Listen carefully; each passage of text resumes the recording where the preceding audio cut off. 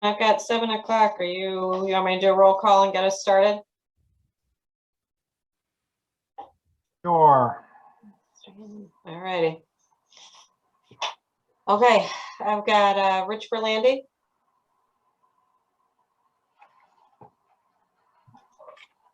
I see him.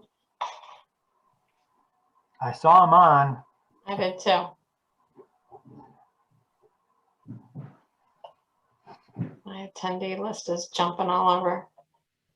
Oh, and now he's off. All right. We're gonna continue on, and I'm not seeing, yeah, here we go. Dave Fox, I'm here. Bob Hannon, Here. Mark Simpson, Here. Ned Stachin, Here. Emily Brick. It's not here. Bobby Canto. Here. We're gonna go back to Rich Berlandy. Okay, I'm not seeing him. He was there and then he jumped off. Okay.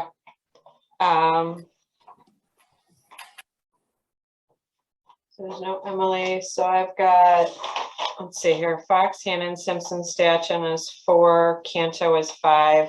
I'm going to note for the record that Robert Eisner and Neil Kelsey let us know in advance that they will not be joining us this evening. Oh, there he is. Hands raised. There you go. Yeah, there you go, Rich. Perfect. Thank you. All right, and Rich Berlandy is here. So we've got 6. And Mr. Chair, if you want, you can appoint Mr. Canto. Yeah, we'll have you sit in for Robert, I guess. Okay, Bob for Rob. So you have big shoes to fill tonight. So we'll go to the first item on the agenda, 402 Farmington Avenue LLC. Shannon, you want to take the lead on this one? Or Bruce has a voice? Well, we've got Attorney DiCrescenzo with us this evening. So we've got the draft revised resolution. And Attorney DiCrescenzo, do you want me to lead? You want to lead this or get us started, and I can jump in with supporting documents? Sure. Well, what we did is we circulated the decision, the court's decision earlier. It was issued May 31st. And the court made a series of findings, and I'll just quickly summarize them. First was the commission did not violate General Statutes 22A-41A2 regarding reasonable and prudent alternatives. As you'll recall, we had a lot of discussion about this during this application, where a commission finds that the proposed activity will have a significant impact on a wetland area. The applicant is required under the statute to present reasonable and prudent alternatives to the commission. Here, the commission found initially that it was a significant activity as distinguished from significant impact, and those terms are defined in your regulations, and ultimately made a determination that the commission made a determination that the proposal did not present a significant impact. Therefore, no reasonable prudent alternatives were required of the applicant. The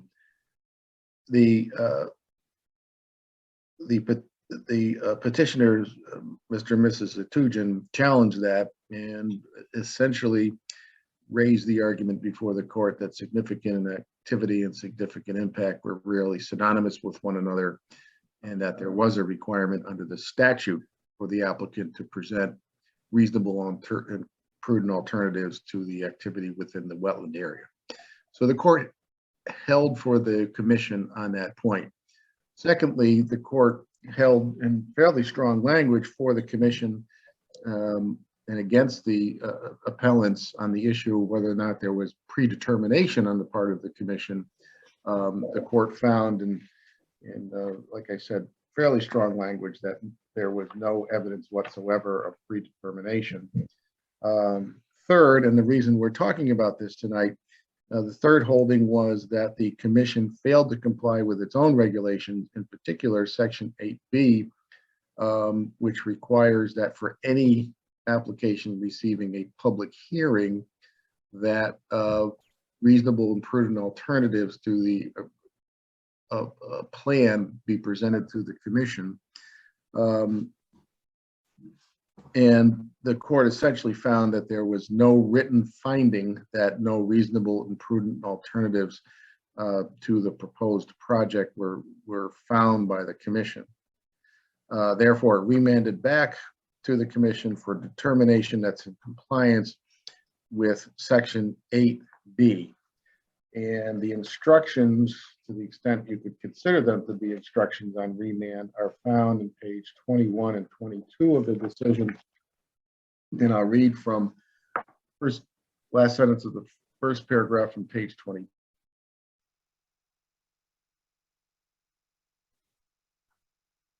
We lost your audio.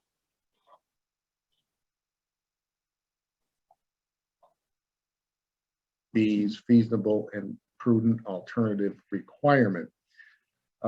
We have looked at the opinion, we've looked at the instructions on remand, and based on that and an analysis of the opinion, we have presented a draft resolution, which was, I believe, circulated to the commission, where we present language that we feel will be responsive to the remand, and make specific, and the commission, if adopts this regulation, will be making specific findings on two things. One, not a significant activity, no impact to the wetlands. And secondly, in terms of the potential for an impact on the upland review area, there were a number of alternatives presented by the applicant after the submission of the original application that the commission considered and approved. And those are outlined in the draft resolution. And you're familiar with all of these. I mean, there was a lot of discussion about each one of these. You know, changes to the plan that the applicant made to reduce any potential for impact in the upland review area, such as eliminating the turnaround and the, removing the curb line from the upland review area, changing some of the parking spaces, and so forth, as outlined in bottom of page 3 of the resolution. So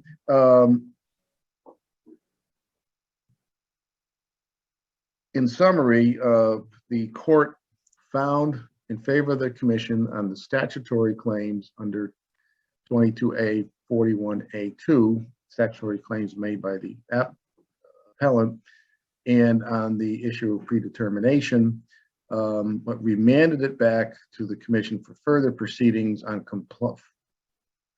fashioning a resolution that fully complies with regulation section 8B. We do not believe that the court's remand requires a reopening of the public hearing. We think there is ample evidence in the record as it stands today of, evaluating and considering different alternatives to the original plan as to its impact on the upland review area.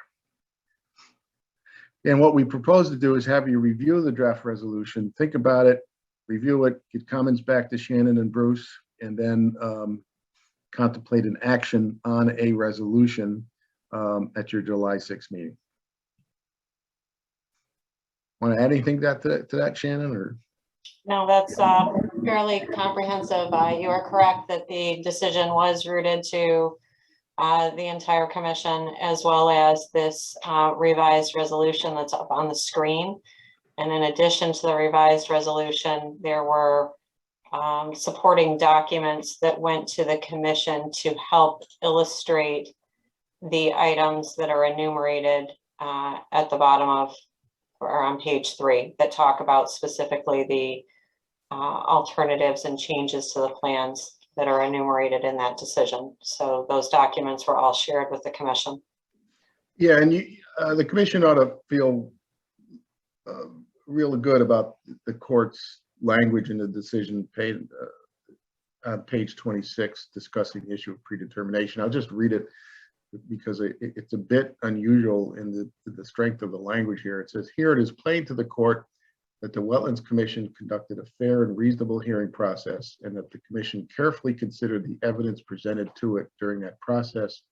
The individual members of the commission met 10 times, 8 times sitting as a Wetlands Commission, 2 times sitting as a Conservation Commission over a 6-month period to consider the application and the petitions to intervene. And then further, it says, after carefully reviewing all of the hearing transcripts of the Wetlands Commission, the Conservation Commission, the court finds no evidence that the members' consideration of the application was casual or perfunctory, or that the members of the Wetlands Commission had made up their minds regardless of the evidence. Indeed, the court concludes that the Wetlands Commission and Conservation Commission diligently considered the evidence presented by both sides.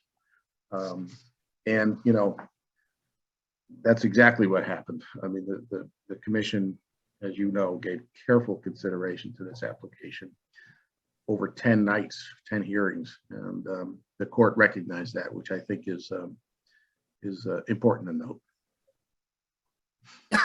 Okay. So. I would just add some of those nights were painful. They were long, very long. They were long, but it didn't go unnoticed by the court. Judge Budzik took ample notice of the work that this commission put into this application. And the bottom line, and the court said this, it simply came down to the court siding with the applicant on a number of these key issues rather than the appellant. Well, I mean, I will commend the rest of the commission. We've got a bunch of good people on here, so I'm happy to work with them. They take the job seriously, and I'm glad the court recognized that.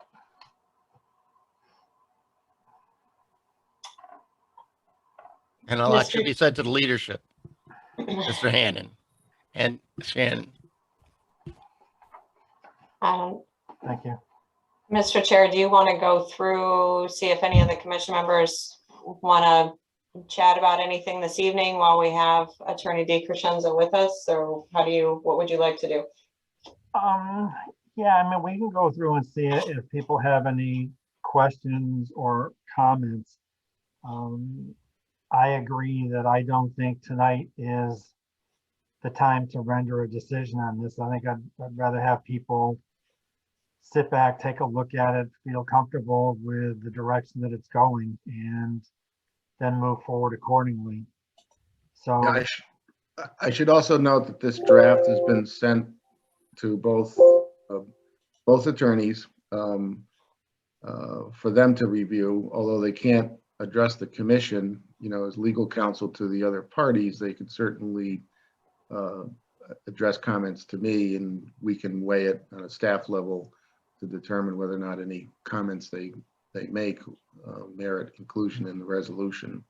But I think it's important to note to give both counsel time to review it before you act on it as well. okay, good. So Rich, I'll start with you. Questions, comments, concerns?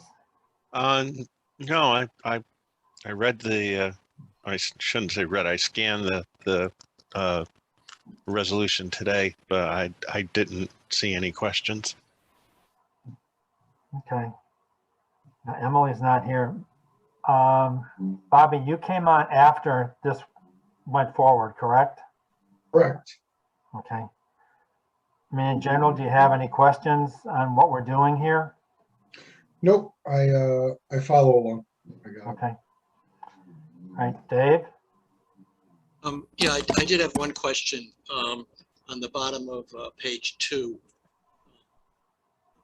resolving that the site plan will not result in an adverse impact. I'm assuming that we mean the final site plan as massaged throughout the process. And I don't know if we should, clarify that in the language.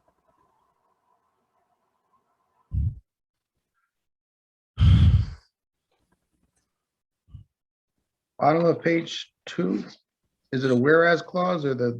It's now they're be it further resolved and A. Right here. Oh, okay, okay. Your pagination is a little different than mine. Oh, okay. That the final site plan, okay. Got it. I'm assuming that's what we meant, right? Yes, it is. It is. Yeah. And then in B, it says that the commission will consider alternatives and concluded that no alternatives result in further reduction. But C shows that there were alternatives that did result in further Well, reduction. the distinction there is B is addressed to wetland and water courses, and C is addressed to the upland review area. Oh, okay. I didn't catch that difference. Okay, thank you. Is that it, Dave? Yep. All right, Mark, No questions. Ned, Well, I just, on the process, I'm a little, are we gonna get, so all the recommendations that are in this letter, is there gonna be another set of plans that comes forth, or do we do this letter and then the revisions to the plans go forward? There will not be a revision to the plans. What this resolution does is it reaffirms the previous approval with some additional language regarding specific findings based on what is already in the record. We don't Okay. believe that the court is requiring additional changes to the plans the way we read the decision. Okay, all right, that's all I have. Thank you.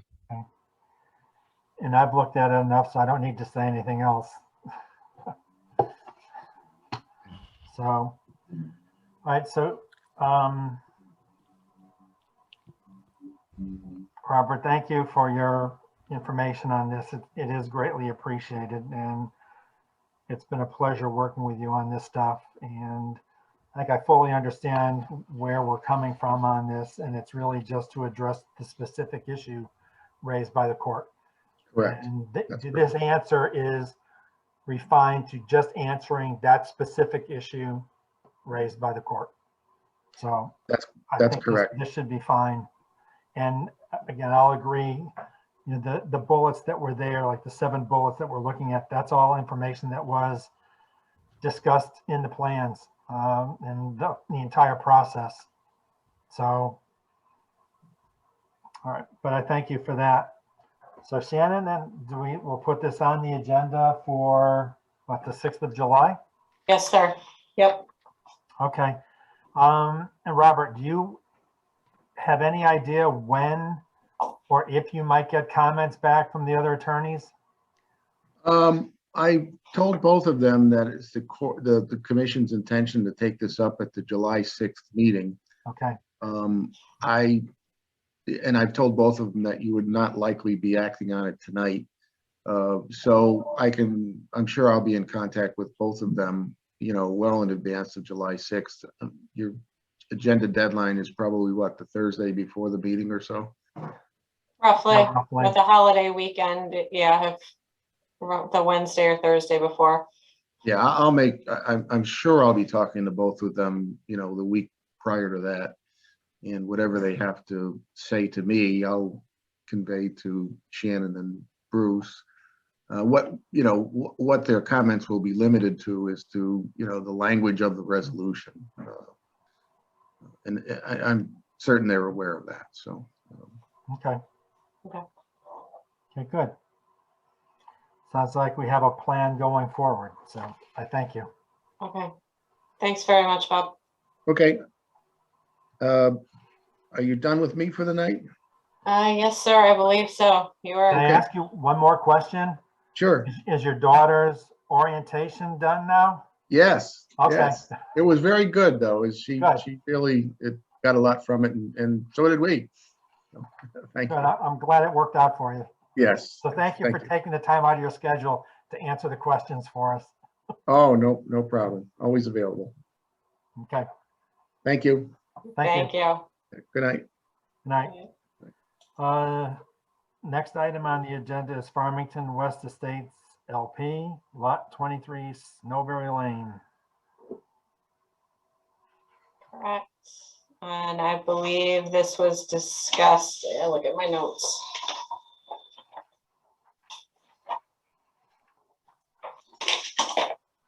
So it's discussed on Shannon. May 18th, and a determination that it was not significant for maintenance. It was being done for maintenance purposes was also determined on May 18th. I believe we've got Attorney Ziogas on to discuss this or bring us up to date if there's any updates on this. Thank you, Shannon. Attorney James Iogas, 104 Bellevue Avenue for the applicant. You are correct. This application was previously heard, and a detailed presentation was made at that time by George Logan of Rima Ecological, along with a construction sequence that was prepared by Robert Hilbert. The Rima report is dated March 15th, 2022, and the Hilbrant report is dated April 7th, 2022. And again, we went through it at length. After the presentation, the commission did make a determination that a site walk was not necessary and that the activity was not a significant one as per your regulation. Mr. Sears' memo, which he dated June 10th, I think, 2022, basically encapsulates the sum and substance of our presentation from the previous meeting.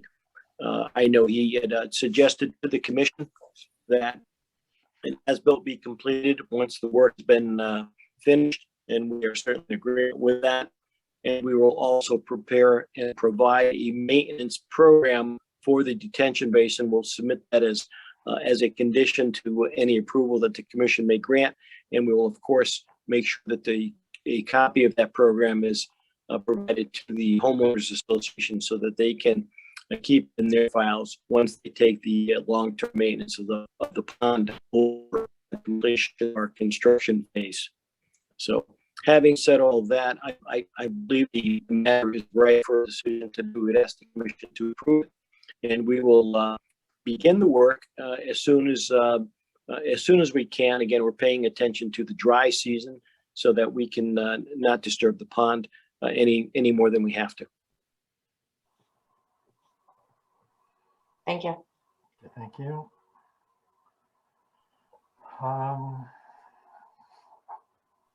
So folks, I'll ask, what's sort of your pleasure on this one? I do have a question though, Shannon. It's more from a technical perspective, that assuming that we approve this, this will also enable the homeowners association to maintain this basin as well, correct? I just want to make sure, I mean, because that's the intent, I think, is to make sure that now that just about all the development's done, the basin can be brought back to sort of its original condition, but that the ownership, the homeowners association, would then be responsible for doing the regular maintenance, which is part of the approvals, both of the subdivision, and I think with what we're doing tonight, correct? Correct, and I think that's the intent of the suggested condition that Bruce had in his agenda review. That an actual, an operation and maintenance plan be put together so that that can be handed over to the homeowners association so that they have some type of guidance document to move forward with in perpetuity. And of course, staff will review that. Shannon, if I could interrupt you for 1 second. Yeah. I think in view of the marketplace that you may see this application one more time by the developer, because it's our commitment to the homeowners association that when the project is completely finished and we're tidying and everything up, we will come in one more time and clean up around the pond, and then we will turn it over to them. So we can't predict how fast that's going to happen. It could be 2 or 3 years from now, but that's the expectation, Mr. Chairman. Okay, no, I'm glad to just get the clarification out. So thank you. So, I think in general, Bob, moving ahead, the basic maintenance, the annual maintenance will fall under this, or however the commission really wants to handle that, similar to what we've done at Copper Mine Village. But I think if there's a whole scale excavation that's needed, such as this project where there's whole scale sediment and silt removal, that probably would warrant coming back to the commission. So I think, you know, regular annual maintenance, no, it would move ahead on its own. Okay. All right, so I guess I'll go around to folks and see what your pleasure is. If you have any questions or whether you're ready to go forward on this. Rich? I did review the recording of the May 18th meeting. So I don't have any questions. Okay, thank you. Bobby? No, I don't have any questions. I'm fully up to speed. Okay, thank you. David? No questions either. Okay. Mark? The only thing I would say is I noticed in the review minutes that talk about the dry periods like August, they thought about doing it. I don't know, is there somewhere we give them latitude? If July is pretty dry and they see an opportunity, I don't know how long this would take, that they could do it sooner than versus later, because you never know. August could be a hurricane season and you could have a very wet period. You just don't know. Do you think it's something we give them latitude? I would say yes, because again, you Yes. can never predict when it's going to rain. It could be that July is 6 inches below normal with rain and August is 8 inches over. You know, I mean, Yes. so if there's a period of time, I think in July where it looks as though it's going to be high and dry for the next week to 2 weeks, then maybe that's not such a bad idea to go in at that point in time. So I don't think we need to limit it to August. My take is that they're using August, or we're talking about August, because that's typically when you have the driest part of the year. But that doesn't necessarily mean that that will happen. So yeah, I would say, you know, July or August, even into the beginning of September, just trying to work it out so that it's coordinated with town staff when we know it's the project's going forward. But yeah, I think you're right, Mark. Okay, thank you. That's all. Okay, Ned? No, I think this is just, you know, required maintenance on the pond, and that I really don't have any further questions. I think we can go forward. All right, and I really don't have anything to add either. So would somebody care to make a motion with the conditions that were discussed earlier? I'll make a motion that statute. Second, Mark. Okay. Have a motion on the floor to approve the project with conditions. All those in favor, please signify by saying aye. Aye. Aye. Opposed? Abstaining? Good luck. Appreciate it. Okay. Next on the agenda is CPD Properties, 342 Colt Highway. Yes, and we received a email from them requesting continuation. So they are requested to continue to the July meeting. Okay, and then hopefully we'll have the engineering comments in by that point in time, and staff has a chance to go back and look at them. Because in looking at the department review, additional review recommended prior to approval. So we'll shoot for the next meeting on that then, and hopefully everything comes in and everybody's able to clarify any questions and get the information in. Correct. Okay. So we don't need to take any action on that tonight. Next is Inspired by Opportunity LLC, 331 South Road. Correct. And I believe there's representatives on for the applicant as well as for this one. I believe this was discussed at the June 1st meeting. It was accepted at the June 1st meeting and a determination of non-significance made at the June 1st meeting.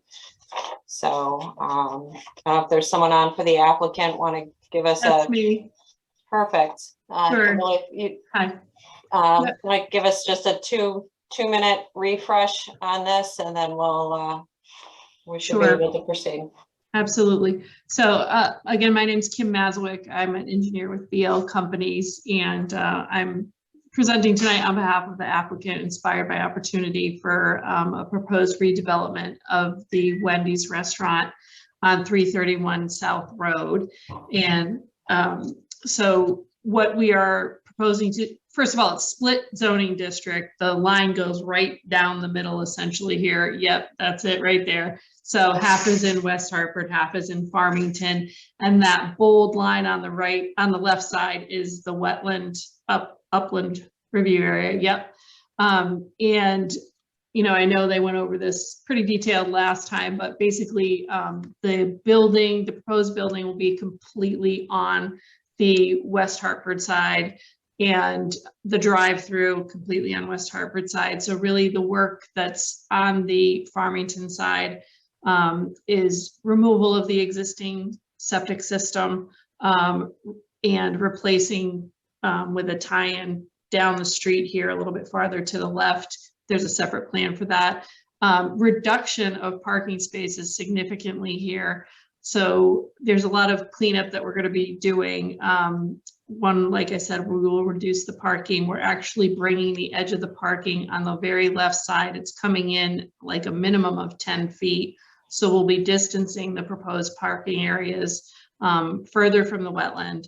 And then kind of in that top left corner, you see there's an existing outlet. There's a dumpster over there now, and then an existing stormwater outlet. And we're redoing that, putting in a treatment unit so that we'll treat the runoff before it's discharged, and then provide a riprap flared end section over there to really stabilize it and clean up the debris. I know that was the comment made very early on from the beginning, was just that the dumpster in that corner was quite a mess. So that's actually being relocated onto the Farmington side, and it'll be a completely fenced enclosure behind the building. So that'll be a cleanup. So the driveway out here, the exit, if you look on the bottom right there, yep. So the existing exit is a little bit more over to the right, and it's on the West Hartford side. And we are proposing to shift that over really to get the circulation of the driveway and the flows. So it's shifting up, 150, that might be 200 feet in that direction. But in general, this whole thing is a drastic, 8,000 square foot reduction in impervious. And then we'll be cleaning up a significant amount of the stormwater. And right now, all those basins are full and there's no treatment units. So we'll add those in there as well. So overall, seems like a great benefit for everybody involved. We did have a few comments from Bruce, and we can address all of those. I know he said they could be conditional. None of them would change the proposed limit of disturbance at all. Really, they're mostly traffic management plans. One of the larger ones was just adjusting the proposed sewer tie-in location, which is in the road and in South Road, and it would further shift away from the wetlands towards the south in the direction where we would be shuffling it slightly. So it's going to probably move about 5 feet further from the wetland as we go down South Road with that. So, and then of course we'll have landscaping associated with this, lighting upgrades as well. They're going to redo the lighting and landscaping. So that will all be improved from the existing conditions. So take any questions that you might have. Okay, thank you. Rich, I'll start with you. Any questions, comments? I did listen to the June 1st presentation. The only question I have, and I'm not really sure it's all wetlands related. You're shifting the outlet to the west. Is that getting really close to the traffic light for West Farms Mall? I'm sure that that's going to come up with the planning and zoning. Yeah, and that we've actually we've gone through this with Farmington and West Hartford several times now and looked at that across the street. And we do have a signal plan that didn't get included with the package that went to Wetlands, but we are addressing that, and the signal, there'll be some signal work, and that will all be coordinated. So Okay. it's on the radar for sure. Okay. And you said you were redoing the lighting for this facility? Yes. Yep. So we'll have a photometric plan. And I know that was one of Bruce's comments, just to make sure that there was no spillage, you know what I mean? Dark sky compliance. So we will add that to our package. I live near the site and it's very bright. Yeah. Yep. So there should be an improvement with that. That's all I have. Thank you. All right, Very thanks, good. Rich. Bobby? No, I'm all set. I think they're, they're coming off the wetlands, so it's giving us the more upland review, so I'm good. Okay, thank you. Dave? Yeah, I'm set. No questions. Okay, Mark? It's an improvement over the current situation, so I have no questions. All right, thank you. Ned?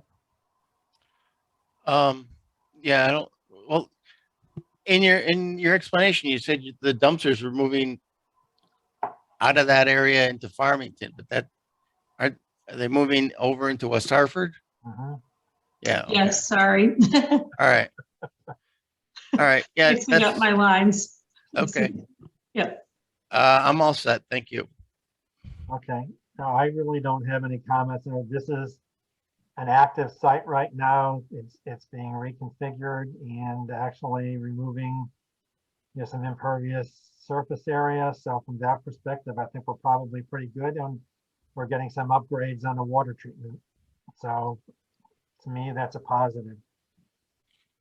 And So connecting there's to somebody sewers. here to make a motion on this particular project. Taking into consideration the items or just like dealing with the town engineering comments. There was another one adding straw wattle addition to the silt fence, including the stormwater management plan and BMPs for the site. And I don't think anything else was discussed, but we did get some clarity on a couple of issues. I'll make a motion to approve with the town's recommendations.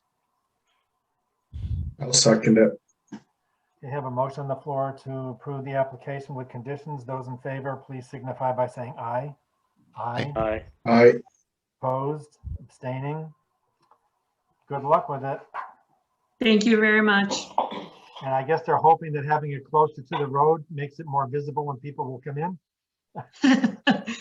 We hope so. Okay. All right. Thank you. Thank you. Bye. Okay, I think that takes care of new business unless there's something hiding that I wasn't aware of. No, there's the, sorry, Mr. Chair, 'cause there's Oh, the that's right. updated That's right. agenda. So it's, It is a new item plan. 8120 and 8122 Colt Highway, application for self-storage facility. I guess I was looking at the wrong agenda. Yeah, I The had old grabbed the agenda. wrong one as well, so that's not helpful, but Okay, at any rate. so are they here? I believe so. I believe the applicant is on and is prepared to start the presentation. Hello, Mr. Chairman, members of the commission. If you can hear me, my name is Dave Ziax. I'm a professional engineer with F.A. Hesketh Associates, and we're located over in East Granby. And joining us out in the virtual world is Anthony Zemba, who is from Land Tech, who is the wetlands consultant for us on this project. And then there's two representatives from the applicant, Matt Morris and Dave Pulley, who are available to answer any questions you might have, from the applicant. Robin Pearson is the legal counsel for the project, and I believe she's still tied up in another public hearing in a nearby town. She may be joining us. So I'll start the presentation. What Shannon has put up is a quick colored sketch of sheet GR1 that's in the set of plans that were sent to you. It is a site located on the north side of Cole Highway, about 1/3 of a mile west of the Hampton Inn traffic light. And it is lots 8120 and 8122. 8120 is a small lot way over on the west end. The bulk of the site is 8122. And when you add the two together, we have a project site of 4.99 acres. So it's a relatively small site along Route 6. The site is currently mostly wooded and it's undeveloped. It has never been, as far as we can tell, developed for any purposes. The wetland system is found right in the center of the site, which is in the green line that I've colored. And then it curves to the left and it curves to the right and runs sort of along the northerly property line. To the north of us is all town open space, and both to the west and the east. So we're surrounded, other than the highway, by a considerable amount of town open space. The wetland system is about 1.02 acres of the 4.99 acres. Most of the project site falls within your 150-foot regulated area because of the configuration of the wetlands in the property. So by calculation, 3.51 acres of the 4.99 acres actually falls within the upland review area. Except in the wetland area, the site soil classifications is Holyoke rock outcrop, which is basically a bedrock site with earth overburden, not really unlike many sites along Route 6, particularly further to the west of here. You see that throughout this area. The existing topography, has mixed high points and valleys on the site on both the left side of the wetlands and the right side. It's very consistent throughout the site. And there is an existing 36-inch culvert sort of in the center of the property that crosses from the north to the south of the road. And the wetland system essentially drains to that and then continues on to the south.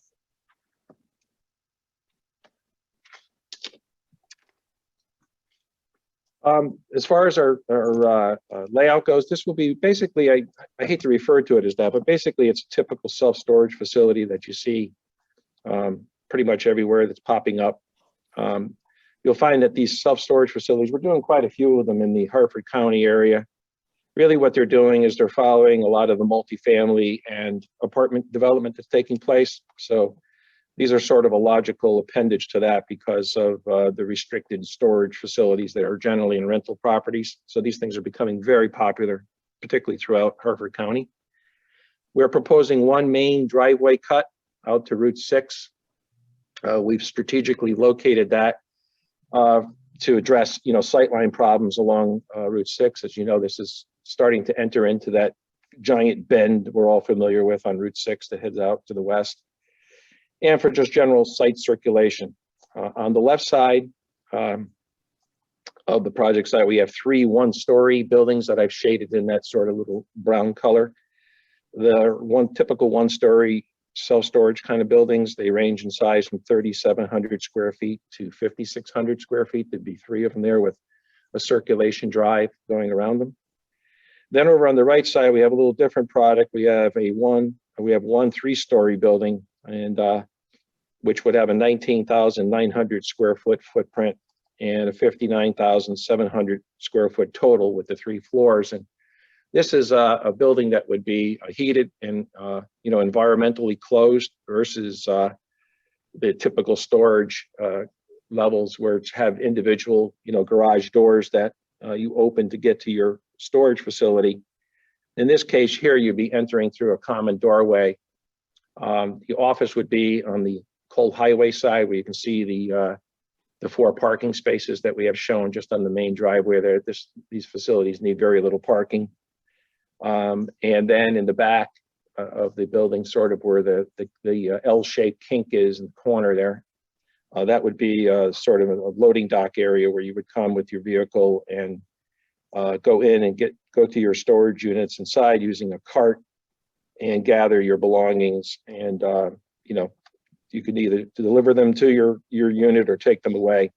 And then we've got a driveway that goes around to the east and loops around back to Route 6. That's basically more geared towards anybody driving a panel truck or something of that nature, and also for fire access around the entire side of the building. That's sort of a secondary exit.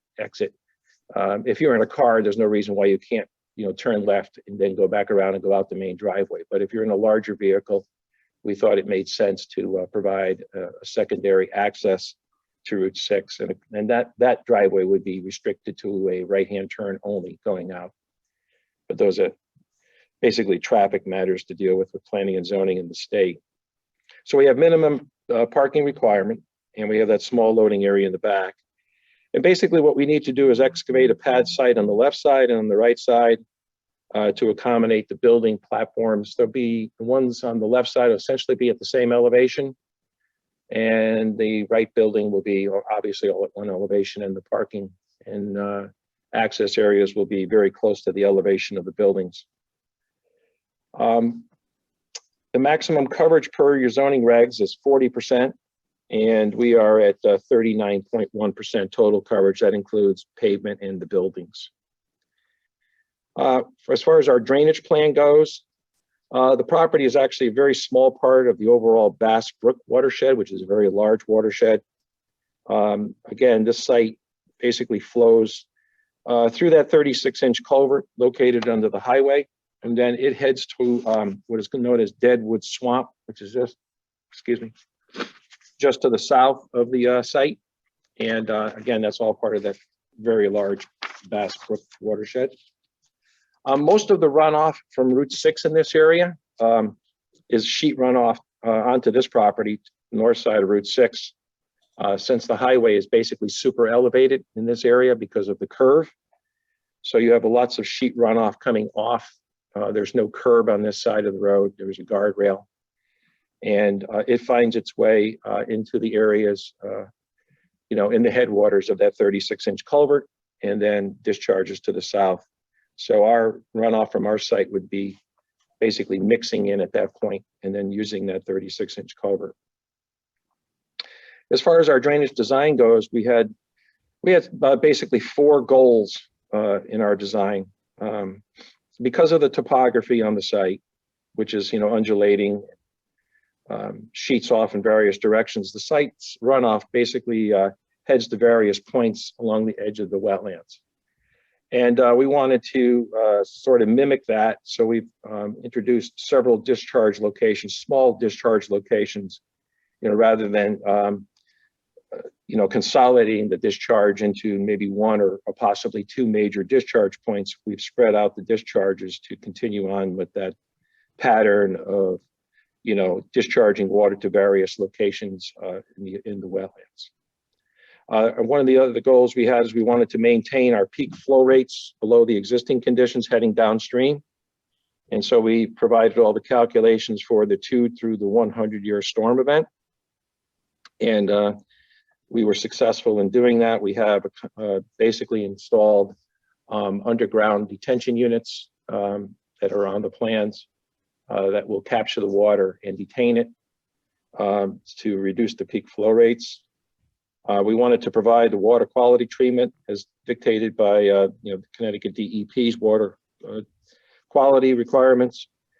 So we've included these storage units are actually infiltrators. We think we'll get some infiltration because a lot of the shifting of the earth around these units, then they'll be surrounded entirely by stone.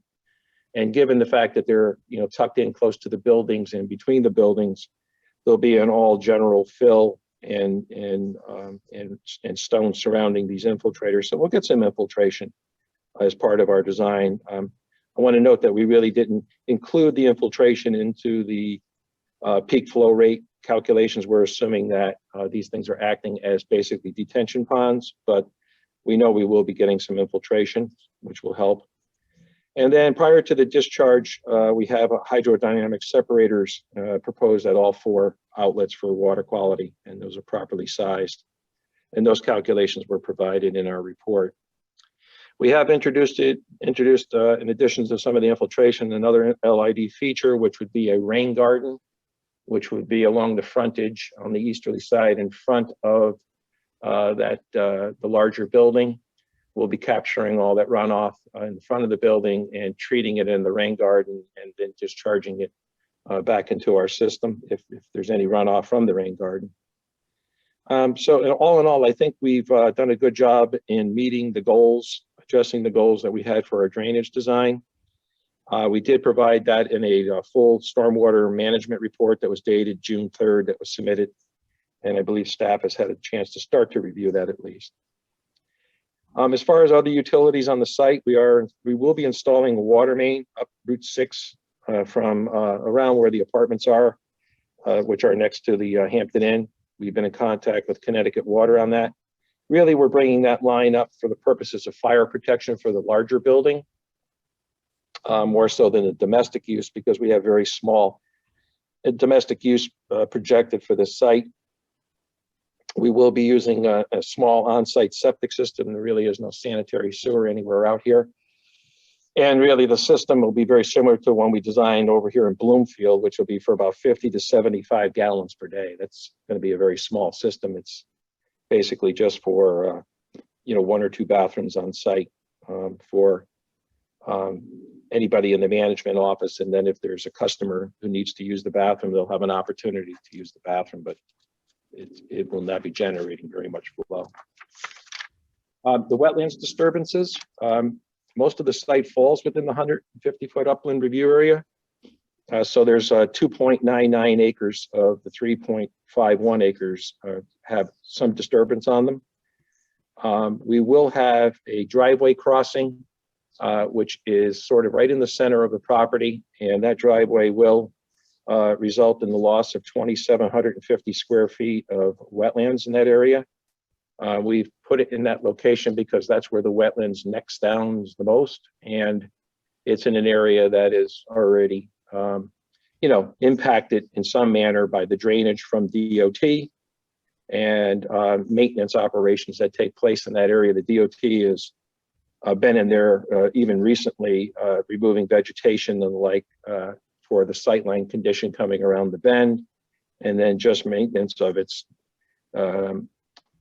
riprap spill, overflow curbing that they have there. They have riprap all along the edge of the road, acting as a bit of a level spreader, and then just the maintenance of the culvert. So they're in and out of that area quite frequently, and so that's the reason why we've put this crossing here.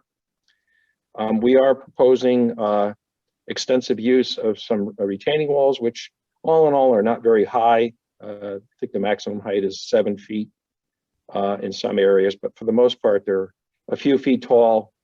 And the intent is of course, to minimize the footprint and provide some reasonable buffering to the edge of the wetlands from our project. On sheet MI1-1 in the set, we did indicate a planting plan for mitigation plantings around the perimeter of the disturbance to jumpstart, the growth of vegetation in that area.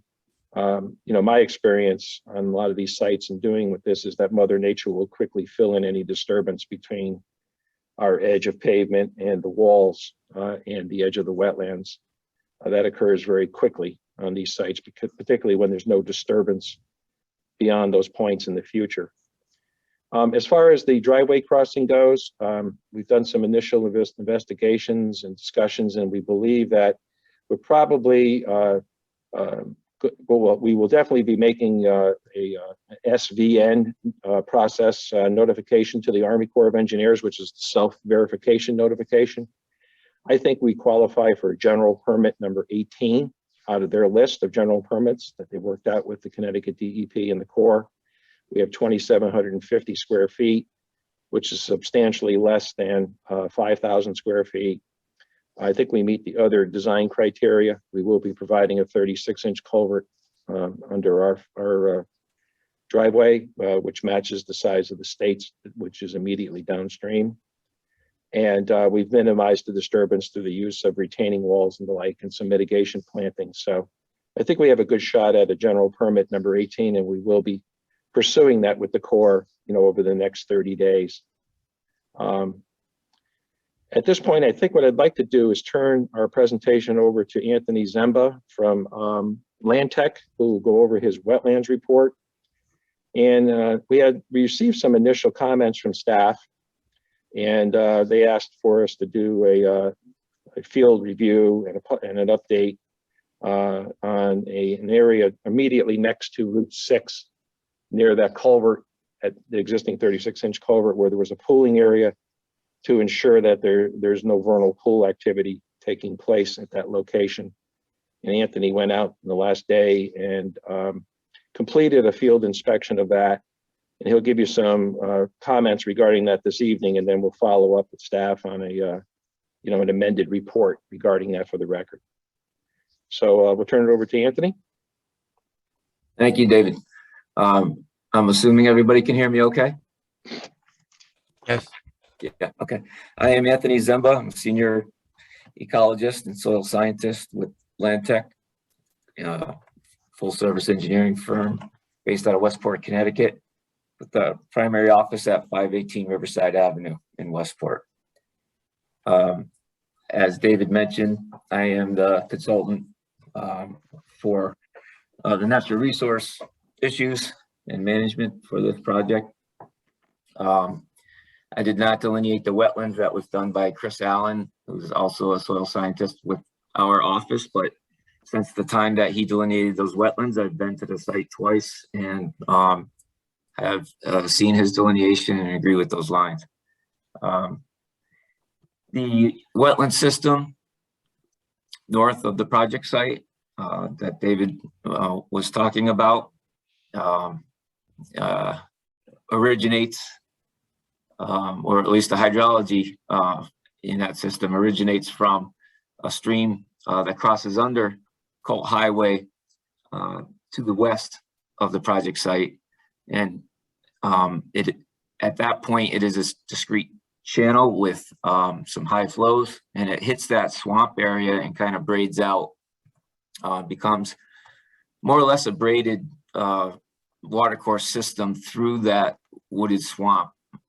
Although there is a main channel that it maintains, there are some sub-channels with it that forms that braided system, as well as some groundwater seepage areas from our site that serve the uplands, serve as recharge areas and discharge precipitation accumulated or generated water at the toe of the slope. That system, that larger wetland system, a portion occurs on our site, but a good part of it occurs on property to the north of our site, all or part of which is owned by the town of Farmington. This system is a palustrian forested system, although in recent times, a lot of the forest cover has been killed because there was a high percentage of ash trees in there, and we all know the ash trees are dying in Connecticut. This has opened up light penetration to the ground, and unfortunately as a result, the wetland is being colonized by Phragmites from the west. But as you move to the east through that system, you can see where the invasion front of the Phragmites peters out, and it's actually quite a nice system on the eastern portion. That hydrology and that wetland continues moving to the east, where it consolidates back into a defined channel again, and it continues flowing to the east, where it joins another existing watercourse and flows south into a culvert underneath Colt Highway. So that whole northern arc that borders the site is a wetland or a watercourse system in some capacity. A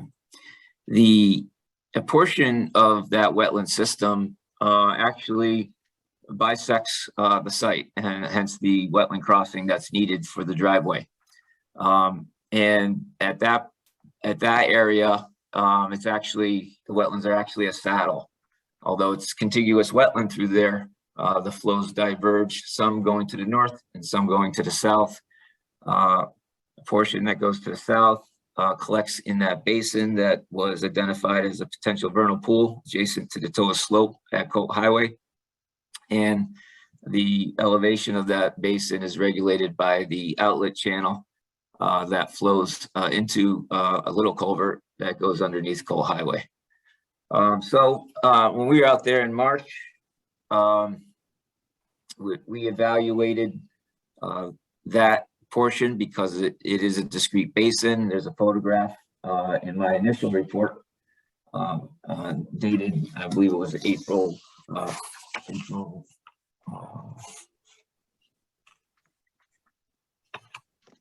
June 3rd. And it was, I visited the site on March 29th. At that time, I saw that there was standing water in that basin, so I evaluated it as a potential vernal pool by looking at the organisms, dip netting through there, walking through there, noting the attributes. And I saw that it was very shallow standing water. So I suspected that this pool was not going to be of much value as a breeding vernal pool for obligate breeding vernal pool species. I did not find any obligate vernal pool species in there. I found a few facultative invertebrates like mosquito larvae and things like that. But we did a second visit at the request of the commission in June, this past weekend, and the pool was all dried up.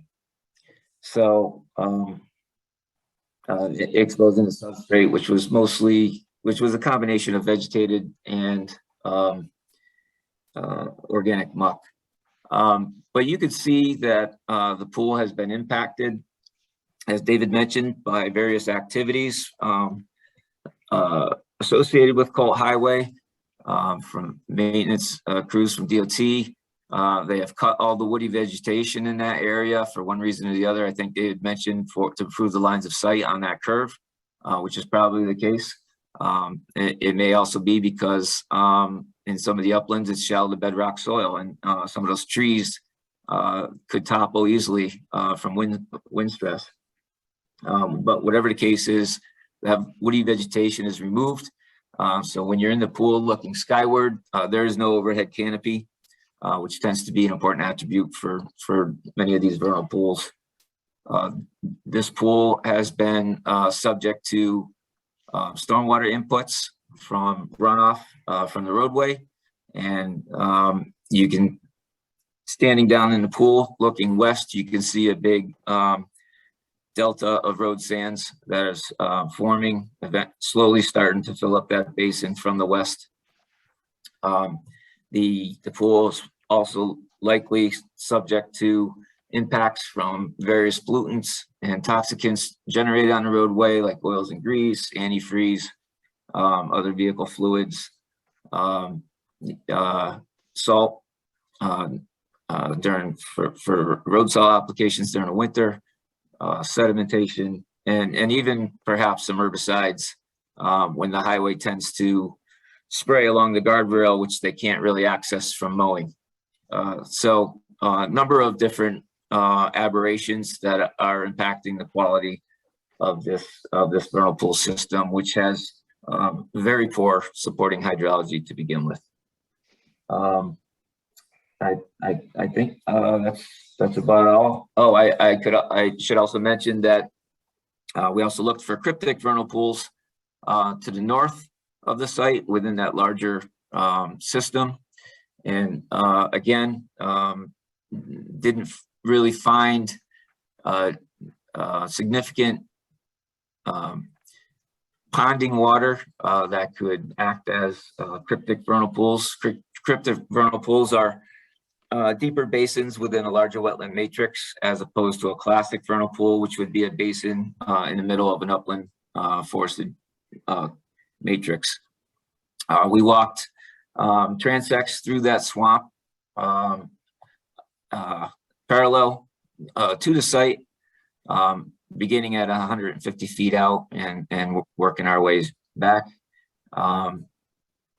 parallel and perpendicular transects. And that's how we saw that there was a number of braided channels that flow through. So even some of the ponded areas do have a little bit of flow.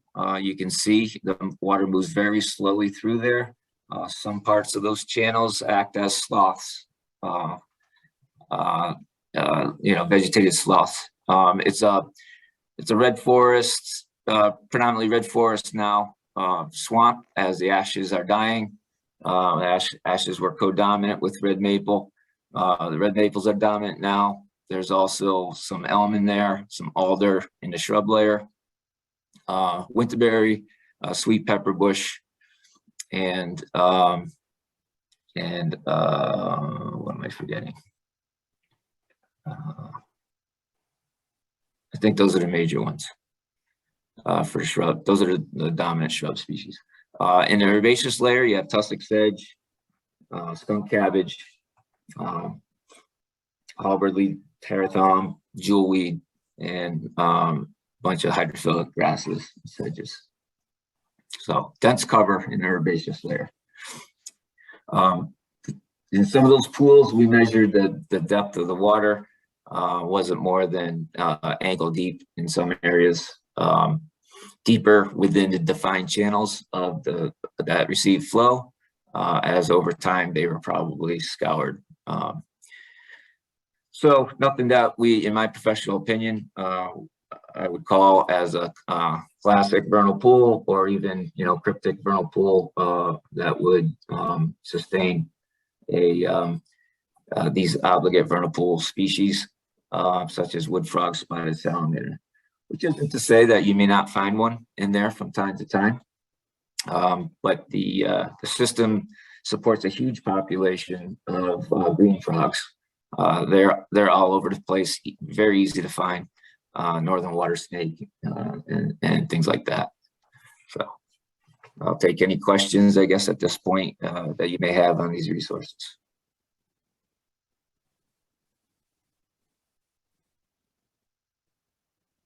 Do you have anybody else that was going to do a presentation tonight?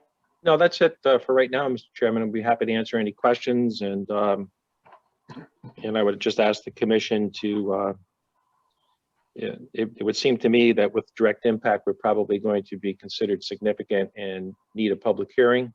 And I would ask maybe you could talk amongst the members and staff and potentially schedule that for us, given the summer months with, we want to make sure that we have people available for the proper presentations before the commission. So if we could establish that date, that would be very nice. But other than that, we're here to answer any questions. Okay. Rich, I'll start with you again.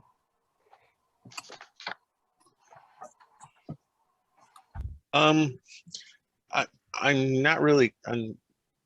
not really clear. I don't see a definite limit of what the wetland impact is, and I have questions on how the water is getting from your proposed 36 culvert to the existing culvert.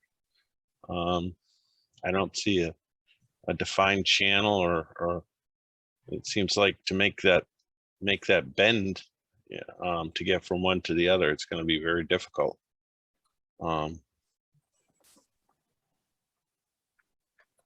And then the other question I had was whether there was any mitigation area considered to offset the loss of wetland.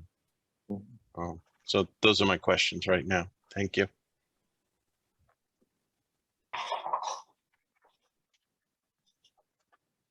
Mr. Chairman, do we want to respond individually, or do we want to make a list of questions and then respond that way? It's probably just as easy to address them when they come up so everybody remembers what they are. Sure. As far as if we look at where we have the proposed 36-inch culvert under our driveway, that area between the discharge point on the south side and the inlet to the 36-inch pipe, that's acting right now as the main channel route to the 36-inch. As the water sheets off the highway, it finds that area. That's the sort of pooling area that Anthony was talking about. So between our retaining wall there, which would be on the south side of our driveway, and the embankment to the highway, that is by default when it's raining and the water's flowing, that's a water course area through there, and it headwaters to that 36-inch pipe.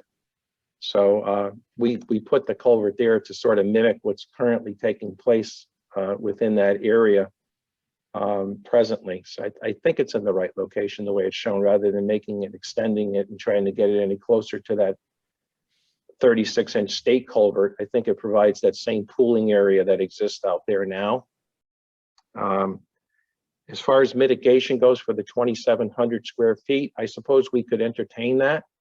I was just trying to minimize any additional tree clearing and work, close to the wetland system as it exists. We have some areas where we have gentle and moderate slopes coming down from, in some areas, flat areas from the wall areas down to the edge of the wetlands, and those are typically areas that you might clear to generate some mitigation areas, but I question whether or not that really is a productive thing to do. This area that we're proposing, this crossing it, is a fairly disturbed area now. As we said, unfortunately, it gets a lot of impact from the highway in the form of sheet runoff in this area, and so to simply say, okay, let's find another area for, say, 2,000 to 4,000 square feet of man-made mitigation, I would question whether we want to go that way, because that's going to require me to do more excavation, more tree removal, and things of the like. I'd rather deal with additional plantings around our walls, maybe additional plantings around the culverts like we have proposed, and the like, rather than trying to create, another 2,700 square feet of man-made wetland, which is going to generate 2,700 square feet more of disturbance on the site that we don't really need.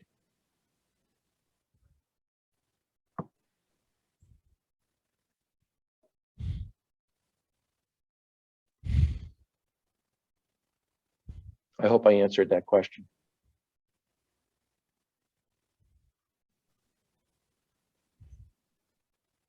Anything else, Rich?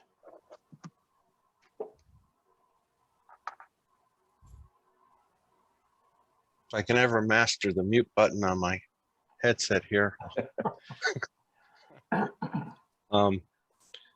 Yeah, I'm just looking at that area between the Colt Highway and your proposed driveway, and with the retaining wall, it just looks like it's going to become an area to accumulate all kinds of stuff, with really no way of getting in there to maintain it. I'm having a hard time with that. Well, we could definitely take a look at it, in the meantime, and see if we could address that concern. That might be an area to do some mitigation in. But let me give that some consideration, and we'll get back. That's all I have. Thank you. All right. Thanks, Rich. Bobby? Yeah, I don't know. I'm looking at several things that I need to digest, but one of them, I know you said you had a small septic system set up, Yeah. 50 to 70 gallons a day or whatever. Where do you propose putting leaching fields for that? Where do you have the proposed water from the catch basins flowing out of? I need time to digest that whole. That's right around the corner from my house. I know exactly where it is, and it's either rock or wet. So I'm having a tough time delineating lines of how you're going to be able to do it and not disturb more than you're expecting. Well, I can understand that. So I guess it's just a matter of we could either go through it tonight or at the hearing, or you just need to have an opportunity to spend more time to review the plans. I'm not sure. Well, Because I do admit these are it's a small site, but it's a tricky little site. So Yeah. I'm not surprised that you're, at this point at least, I don't know how much time you've had an opportunity to look at the plans, and really figure them out. We're early in the process. So, but so you can where- see here on the just to answer very quickly, Shannon's put up this utility plan, and a little bit over to the right where it says 150-foot upland review area. There's a small, that's the area I've selected to put the infiltrators in. I think there's good soil right in that one area there. So we would put the small infiltrator system there. Of course, dealing with the state health code, there's all kinds of setbacks of various kinds. So it's a little tricky to find a spot, but I think that's going to be a good spot right there. And we'll put we're going to have to put in a small pump system to pump over to that area from the front of the main building on the right-hand side. There won't be any toilet facilities or anything over on the left-hand side, where the standard storage buildings go. The toilet, bathroom will be inside the main building on the right side. So that's the area that we have to deal with the sewage generation there. And then we'll pump over to the little leaching field, over on the left-hand side. That's an area that's basically cleared right now. You can go out and take a look at it. It's a cleared site now. As far as the discharge points go, there are, I believe there's 4 altogether. There's one right here right in the center of this sheet here right now. That would be a discharge point from the system on the west side. Then way over on the east side, we have 2 discharge points. We have one right here and behind the building. And then we have one way over on the east side. And these are all relatively small discharges coming out of the system at that point. And then we have one way down here at the driveway at Route 6. That's taking just a portion of the driveway that's coming down the hill. I'm sure the state's going to want us to collect our runoff and put it into a discharge point. There's actually a sort of a hole located right at that location now where that discharge point goes. And then at the crossing, that's the lowest point on the site. We have a small discharge point located there for that low spot there. And that all these have hydrodynamic separators associated with them as extra treatment, regardless of the water quality volume that we're getting out of the underground system. As an added precaution, we're putting small hydrodynamic structures at each discharge point that will collect anything that gets through the system as far as floatables, things in grits, and anything of the nature that would get there. We have such a small parking area and a relatively low volume of traffic on this road, on these roads, these driveways, that we're not going to be generating high levels of pollutants like a typical roadway would generate. But nevertheless, we've gone with the separator structures on each outlet, regardless of what the water quality calculations say, and just as an added precaution. All right, how are you addressing wintertime plowing and salting and treating of the pavement? Because you're going to have public in there, so I'm sure you're going to be, cautious of that. Well, that's the purpose of, again, we'll get some infiltration in the infiltrator systems, but mainly the water quality units are designed to deal with that situation. All right. I'll hold comment for now, and you can move on. Yeah, we've got a ways to go. Okay, thanks, Bobby. David? This might be kind of an off the wall question, but I wondered if it been considered to separate this into 2 separate things and avoid the crossing. A third, I guess, curb cut to Colton Highway, plus closer to the curb. But is that at all feasible? We've given that a lot of thought, and the issue is really using Cole Highway as sort of the connector between the two sides. I personally, you know, from a professional point of view, I have trouble with that, with traffic safety concerns and the like on particularly Cole Highway. You know, we've strategically put the location of the driveway that we now have at that location because that offers the best sightline conditions in both directions. We're not sure whether or not the DOT is going to restrict us to right turn in, right turn out.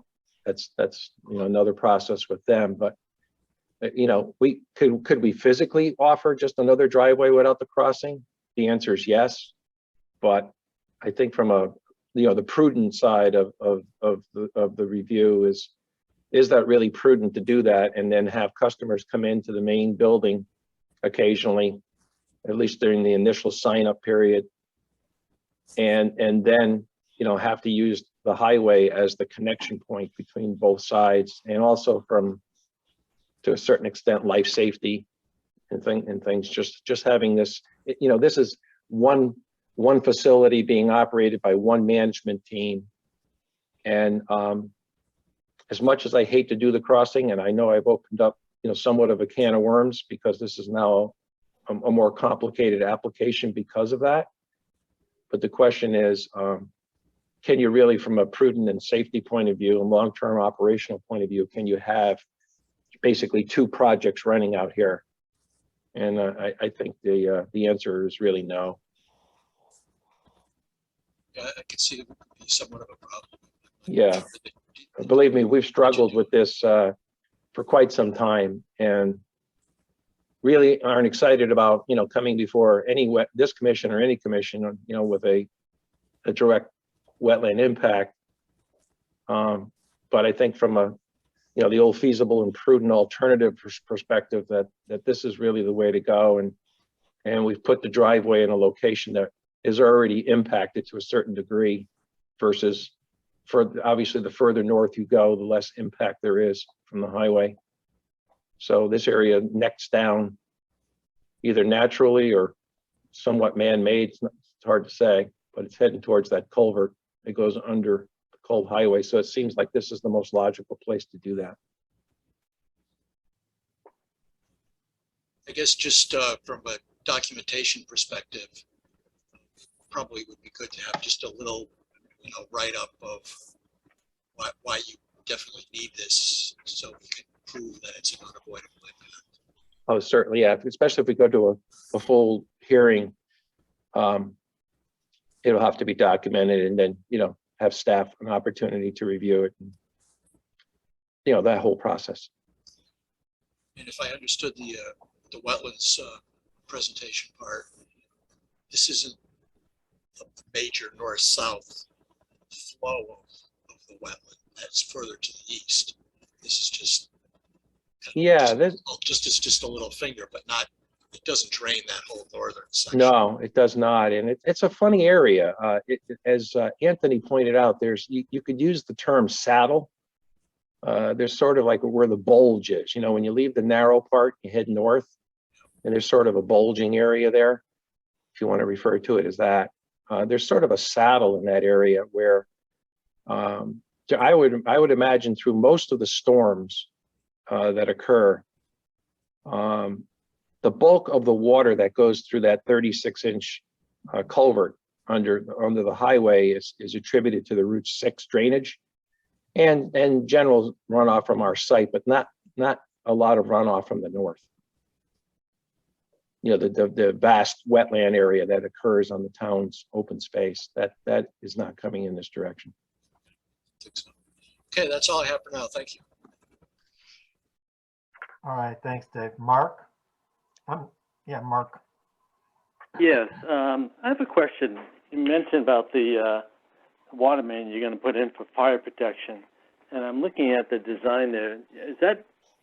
Does that water line go underneath the culvert that you're going to be putting in around the 36-inch, by the wetlands, the 36-inch culvert?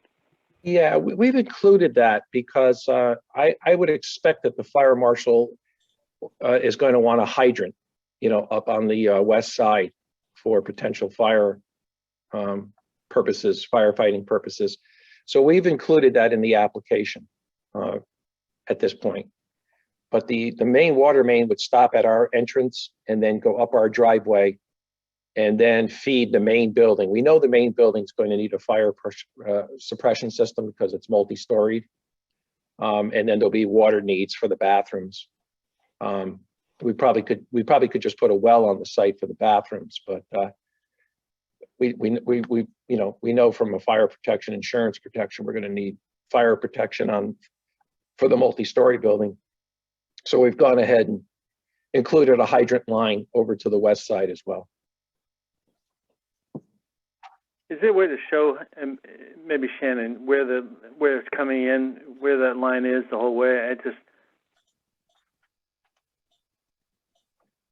It's right there with the line with the W's. Okay. So that's the water line out in Route 6, and then there's two lines coming off. The line on the left-hand side is the fire protection line coming up into the building. And then the other line is the domestic, and it's 1.5 or 2 inch. And then you can see the line with the F coming over. That's the fire protection line coming over to the western portion of the site. And then there's the proposed hydrant that's referenced. Well, that's better. That's easier to see now. All right, thank you. No other questions. Certainly. Thanks, Mark. Ned? Yeah, there's a lot of retaining walls in this project. I see. I mean, how is this construction going to take place? Are we bringing in a lot of fill to fill up behind the retaining walls, or? No, actually, we've got a pretty decent site going as far as bringing in fill. There's going to be some blasting involved to deal with the bedrock, and then other rock and soil excavation. And if you look at a lot of these walls, I mean, there's a long length to a lot of these walls, and but the height isn't very much. So we're going to be using our 2-foot high United precast concrete block walls, which we're using everywhere now. And so with a 2-foot high wall, you're really looking at maybe like 3 rows of blocks, and these get installed very, very quickly with the system. And so there's not a lot. If you get a chance to really look at this, I realize again this is the first time you guys take a look at this.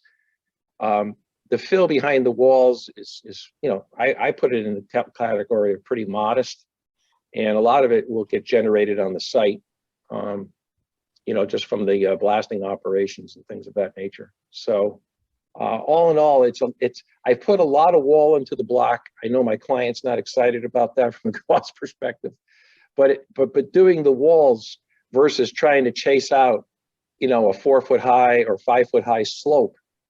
I'm trying to provide, a good buffer between the edge of the wetland and our curb line, basically. And the only way to really do that is to use the wall systems. And we use this everywhere. I think it's going to be very effective, and it will limit the disturbance dramatically on this site versus trying to do this with just, earth fills around the outside of the parking lot or the driveways. That's the purpose of all the walls. But again, if you get a chance to look at them, you'll see I've given various points along the way to give you an idea of the height of the walls, but these are not excessive, what I consider to be excessive high walls, particularly using the 2-foot high blocks. Okay, so now the building on the right is like heated individual units that don't have garage doors, or are they all? No. Yeah, no, you go in a central door, and in that back area where the kink in the building is, the L in the building is, that's basically the main loading area. So you would, if you show up with your car or a van or a small box truck or something, rental truck, you'd park in that area, pick up a cart, and then go inside the building itself. If you're up on the 2nd or 3rd floor, you use there's a couple of freight elevators inside the building, and you would use those to go either deposit your materials or pick up your personal materials and bring them back to that location.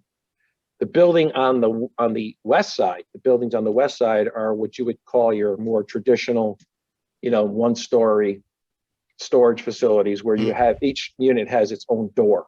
So you'd park your car outside the door and load and unload your vehicle there and then leave.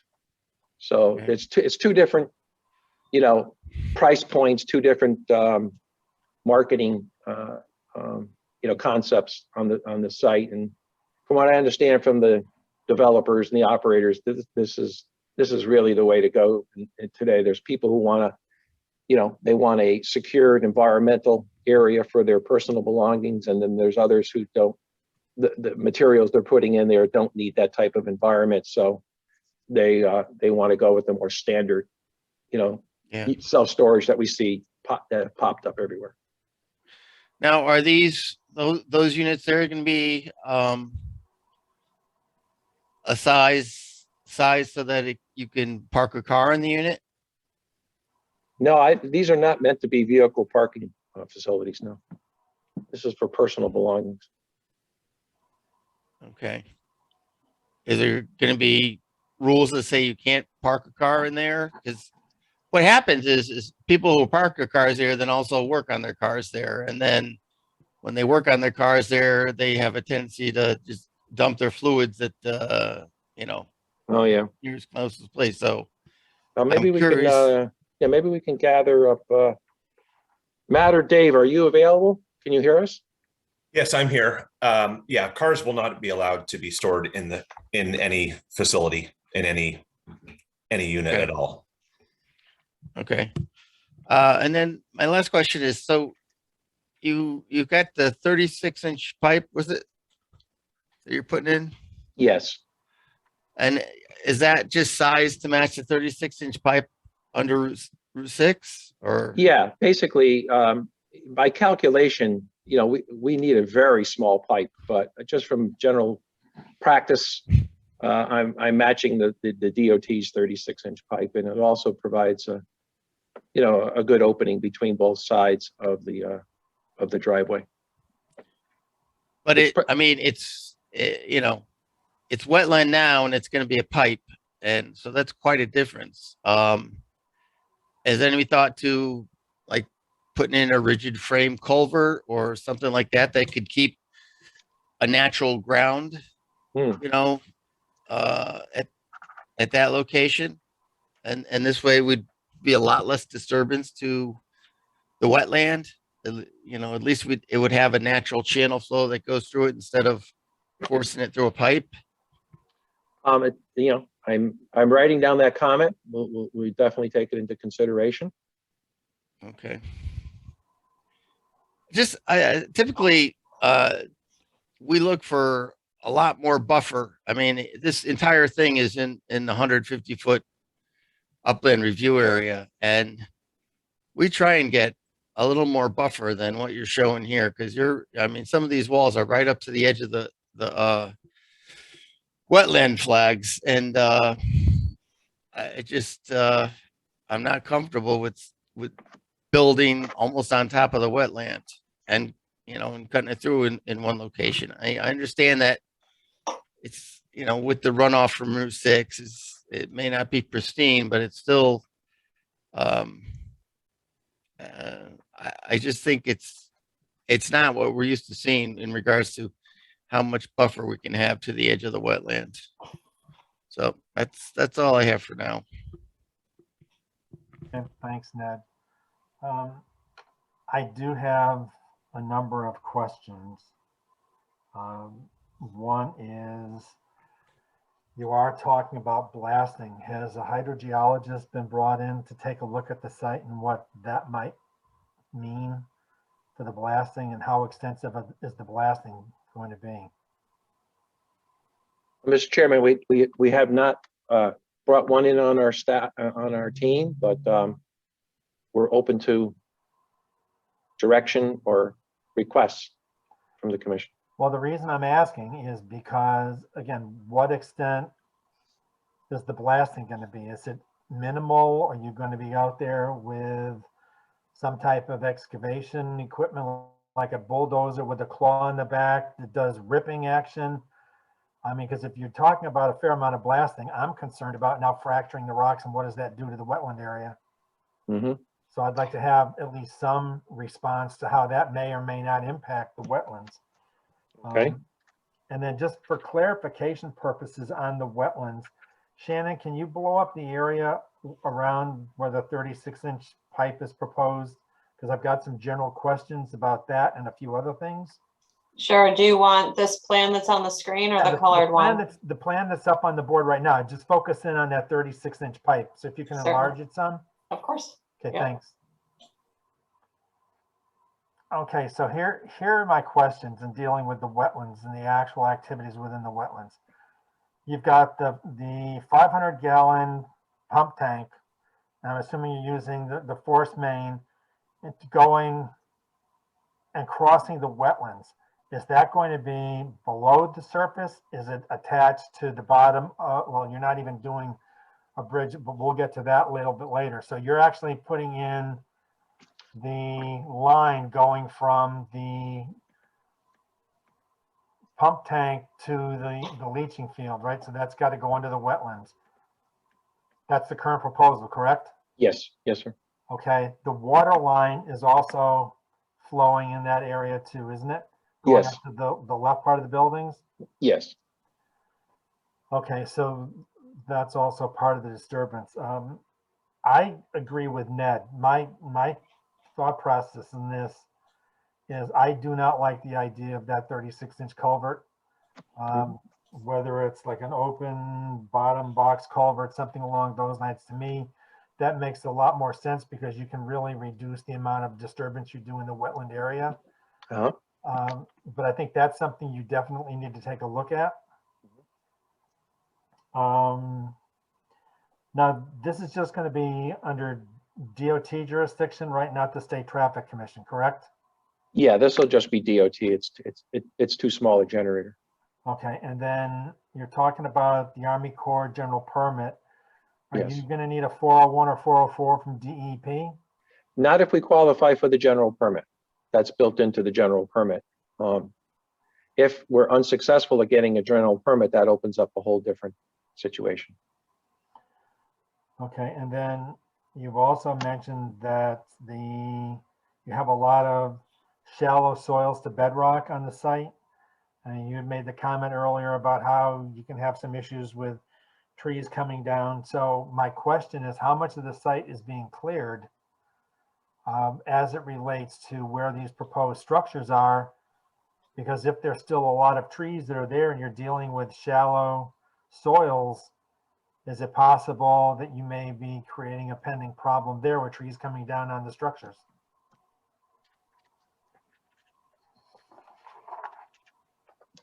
We'll address that, Mr. Chairman. Okay. One of the things that we typically require, I know that you're proposing to use silt fence encircling the construction area. But typically when there's wetlands around there, we're looking at whether it's the straw wattle, silt sock, whatever terminology you want to use. We tend to prefer that because it works a whole lot better than silt fence. And again, if you're dealing with shallow soils, you may have a hard time trying to get the base of the silt fence actually embedded in the soil properly. So that's something else to take a look at. But those are just, you're quickly looking at some of the questions I have. But having said that, I'll offer my 2 cents. Nobody else has made a comment on it yet, but based on how this project is located and where it's located, pretty much the entire site's within the 150 setback area. My take would be, I think that we would probably need to go with a public hearing on this. That would be my gut feeling on it. And the reason I'm bringing that up now is because the commission takes the month of August off. So nothing is planned then. So if we're possibly trying to get a public hearing started on this, and we're looking at the second meeting in July, which I believe that would be the earliest we can do it. Yes. We would need to go ahead and render some type of decision on that today. So this is more for the commission members more than you, but seeing as how you play a key role on this too, you need to know the information as well. Sure. Well, I appreciate that, Mr. Chairman. So that's kind of my take, because then in playing things out, and Shannon, again, correct me on if I'm wrong, is it the hearing starts, how long do we have for the hearing to close it? 35 days. So if we start in the second meeting in July and there's a need to continue, then we'll need an extension to get us to the September meeting. Yeah. And so, but even if the application were approved today, because of July, we couldn't go to the September meeting without an extension to have the hearing as well, correct? Correct, because I think it's we're beyond 65, right? days at that point. Because it's 65 days to hold to start the hearing, to open the hearing, and we'd be exceed that time frame as well. So either way, we're possibly looking at an extension, particularly if we think we'll need more than one meeting for the hearing. And sort of what I'm thinking on this is, again, there may be some interest in this project from the public, there may not be.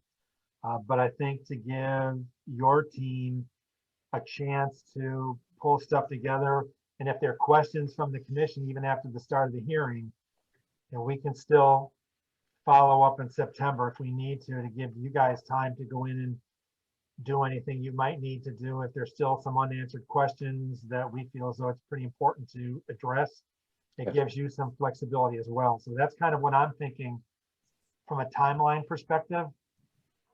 Mr. Chairman, we reviewed your calendar, and I can say for the applicant that we're comfortable with a July 20th hearing date if you're going to hold a hearing, which I'm not on the commission, but I believe you are. And I've heard that rumor too. And if there's an extension necessary, following at the end of that meeting because the commission's not comfortable enough to close the hearing, we're already acknowledging that we will grant an extension that's necessary. Okay. So thank One you. question I do have before we maybe get back to the administrative stuff. One of the commission members, and I have notes here, and I apologize for not having it.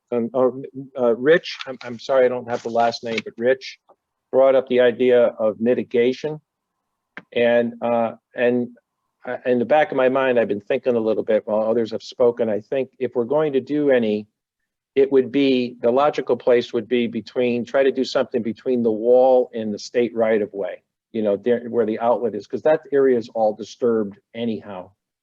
And as I expressed in my response was that I'd hate to go find another location on the site to do it, because I think that'll just create more disturbance and not a lot of positive return. So I'll look at those areas. I'll just tell the commission now, I'll look at those areas working with Anthony from Land Tech as to whether we can do some mitigation in that area there to try to balance the loss. And then we will seriously look at the crossing design itself as to whether we can propose something other than the 36-inch culvert. Yeah, because again, if you go in and it's properly constructed, you could have the end walls located outside the wetland area and not even need to do the trench for the pipe. I mean, I understand that you're still going to need to do some work in the wetlands for the sanitary sewer system and the water line that you're bringing in, but it's going to be much smaller than putting the pipe in. So it's something to think about. Okay, we will definitely give it consideration. We have time. There's plenty of time. Yeah.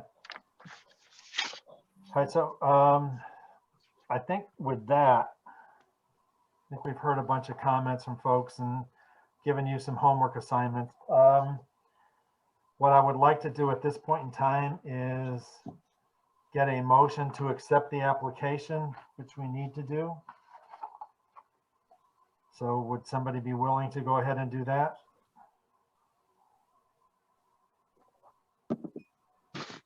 Ned, you can say more than just smile. I'm not making a motion to accept this one. I don't like it. Oh, we've Yeah, got to I'm not accept it in order seconding to that one. process We'll have it. to Say, accept the it's, application, and that's what this is about. It's the process. I'm with Ned. I'm not Hey, gonna Dave, second move that one to either. accept it. Dave, did you make a motion to accept the application? Yes. Is there a second? This is Rich. I'll second it. Okay. We have a motion on the floor to accept the application. All those in favor signify by saying aye. Aye. Aye. Aye. Opposed? Abstaining. Okay, I feel as though this will be a significant activity that could also have a significant impact on the wetlands. So my take would be to go via public hearing. So just quickly, I'll go through. Rich, what's your take? I would agree with that. Bobby? Absolutely. Dave? Definitely. Mark? Even a question. Ned? Yes. Okay, so would somebody like to make a motion that this is a significant activity / significant impact, therefore it will require a public hearing? So move statute. Is there a second? Second, Mark. Okay, so all those in favor, please signify by saying aye. Aye. Aye. Opposed, abstaining. So Shannon will target the second meeting in July. yes, sir. So that gives you enough time to do what you need to do, right? Yeah, on our end, it's plenty of time for all the proper notifications. Okay. Yes. All right. And then that gives the applicant a chance to, start working on some things in preparation for the hearing. We've got one more item to tackle. Do a site Okay. visit. Site walk if you folks want to.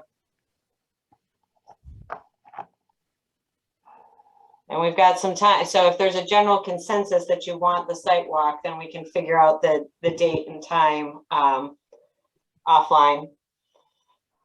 And then just in general discuss what, I'm assuming all the flags are still up, but what type of stakeout that you'd like to see if we're going to do a site walk. Yeah, that's what I'm kind of thinking of is if we do the walk, what is sort of the stakeout area? Well, I would think the covert that they're going to go through the wetlands would be Yeah, an important. that definitely would be covered, but I'm not sure what we need on the buildings. And if there's some, because again, just to get a better perspective of what the site looks like and what kind of work might need to be done on the site, that to me would be the bigger thing. You know, some key building corner. I wouldn't suggest. Well, you know what I would suggest and is, some retaining walls. yeah, I would suggest we put in some strategic locations on the retaining wall locations. So then you can stand right where the retaining wall will be and the flagging's all out there. We'll make sure for some reason somebody didn't go pull all the flags down, but I was just out there a couple of weeks ago and all the flags were in good shape. Okay. But we'll check those and I will provide a map to Shannon with our survey locations, A, B, C, D, E, F, G, whatever. So anyone can go stand there at point B and see where that is relative to the flags. And we can stake the culvert crossing location. Okay. And I think that will give you a really good idea. The site's fairly open. There's not a lot of understory on the site because of the soil conditions and the tree cover. So it's not like you're going to have to work your way through briars and things of that nature. It's a fairly open site. You can walk around pretty easily. So from that perspective, this time of year, it's not like a lot of sites where it's difficult to navigate through the vegetation. That's not the case here. Okay. All right, thank One you. thing I would caution, and I'll work this out with Shannon, is the only practical place to park is across the street in, I think it's United Irrigation. They have seen me park there and haven't said anything, but I think I can call them, or Shannon can, one of us will call them and ask them, to make sure that there's no concerns with having, 5, 6, 7 cars parked there on a Saturday morning or something like that. Because you can park there and then walk across the street. Is that Unite? Is this Ned? Is that what used to be Farmington Valley Equipment? Yeah, I think so. I think it's called United now. United. Yeah. Yeah. Yeah, it's the old John Deere building. Yeah. Yeah. Yeah. And like I said, there's a couple of us have gone over there. I know my survey crew has as well, and they've been kind enough not to yell at us or anything. So, but I think it would be proper to alert them if, 5, 6, 7 commission cars were going to be there. Okay, yeah, we'll coordinate accordingly. So, Okay. okay, I'll try and land on a couple of dates. And Dave, we'll just do emails offline to try to Yeah. land on hopefully one, at the most two, Mhm. for a site walk. That sounds good. Okay, thank you. Well, thank you very much for your time tonight, and we will get to work on, I've written down all of your comments. I'll coordinate it with Shannon and Bruce and whatever other staff comments. Obviously, there'll be more staff comments coming. And we'll try to have everything addressed as best we can. So when we start the hearing, obviously there'll be more questions, but at least things that have already been presented will be addressed. Okay, that's appreciated. Thank you. Thank you. Good night now. Thanks. Good night. Have a good Good night. night.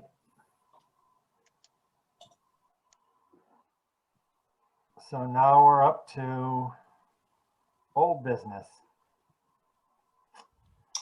I do have a question for Rich and a question for Bobby. Did you guys go back and review the entire record for the Carrier Group application? And do you consider yourself ready to be able to vote on that?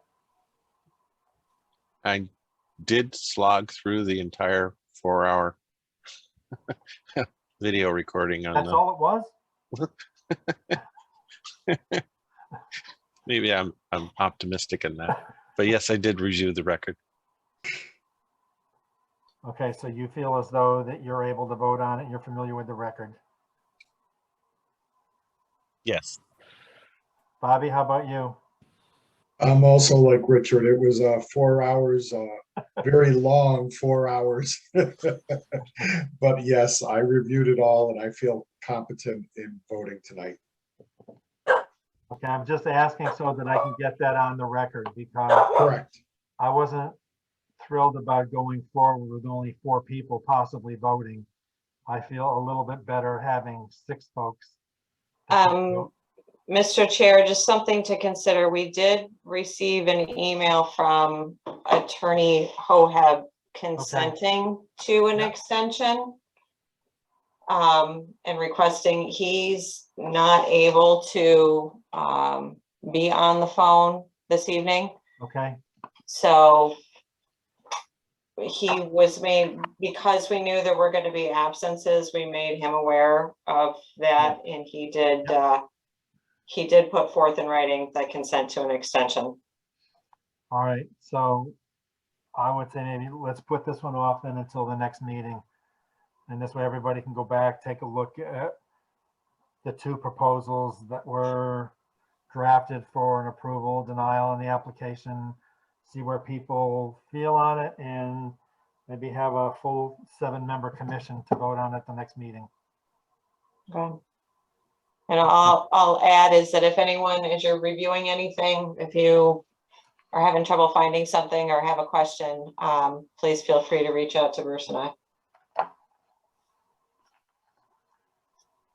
Thank you, Shannon. So plans report, plant 17. I believe I Thank you. saw Attorney Gelsky on earlier. I did. And we've got George. Hi, George. I don't see. Oh, Bill Gelsky is still there. All right. Good evening. Hi.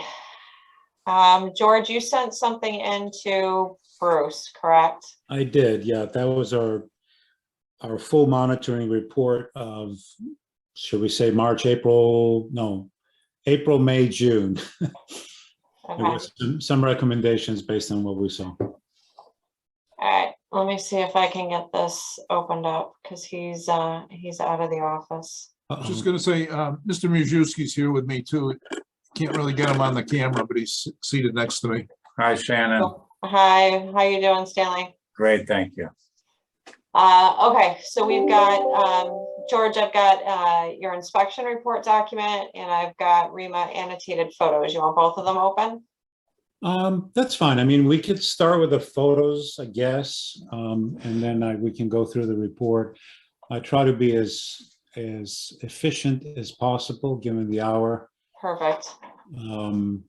So what happened is that the first series of pictures you're going to see here are Sigrun Godwa from my office going out. I think it was June 7th, if I recall. So she did a full inspection. We delayed it until June because we wanted to see as much as possible of vegetation popping up, and so that was the goal. I was in the pictures at the end, you will see were the ones that I did from April and May. So if we want to scroll through these one by one, just to quickly, I'm not going to do too much commentary, but this is obviously the wetland creation area, or marsh/pond in the back. You can keep going. Not sure why Sigrun put that. I think she was just showing the interface between our Cottonwood Grove, which is the wetland, the existing wetland, and the created wetland. Okay, you can go to the next. Oh yeah, in the restoration area, what she did is she basically looked and saw that the great majority of the shrubs that we planted are doing quite well. And so she's showing here, we'll be collecting that fruit from that shrub in a later time. So in a couple of weeks.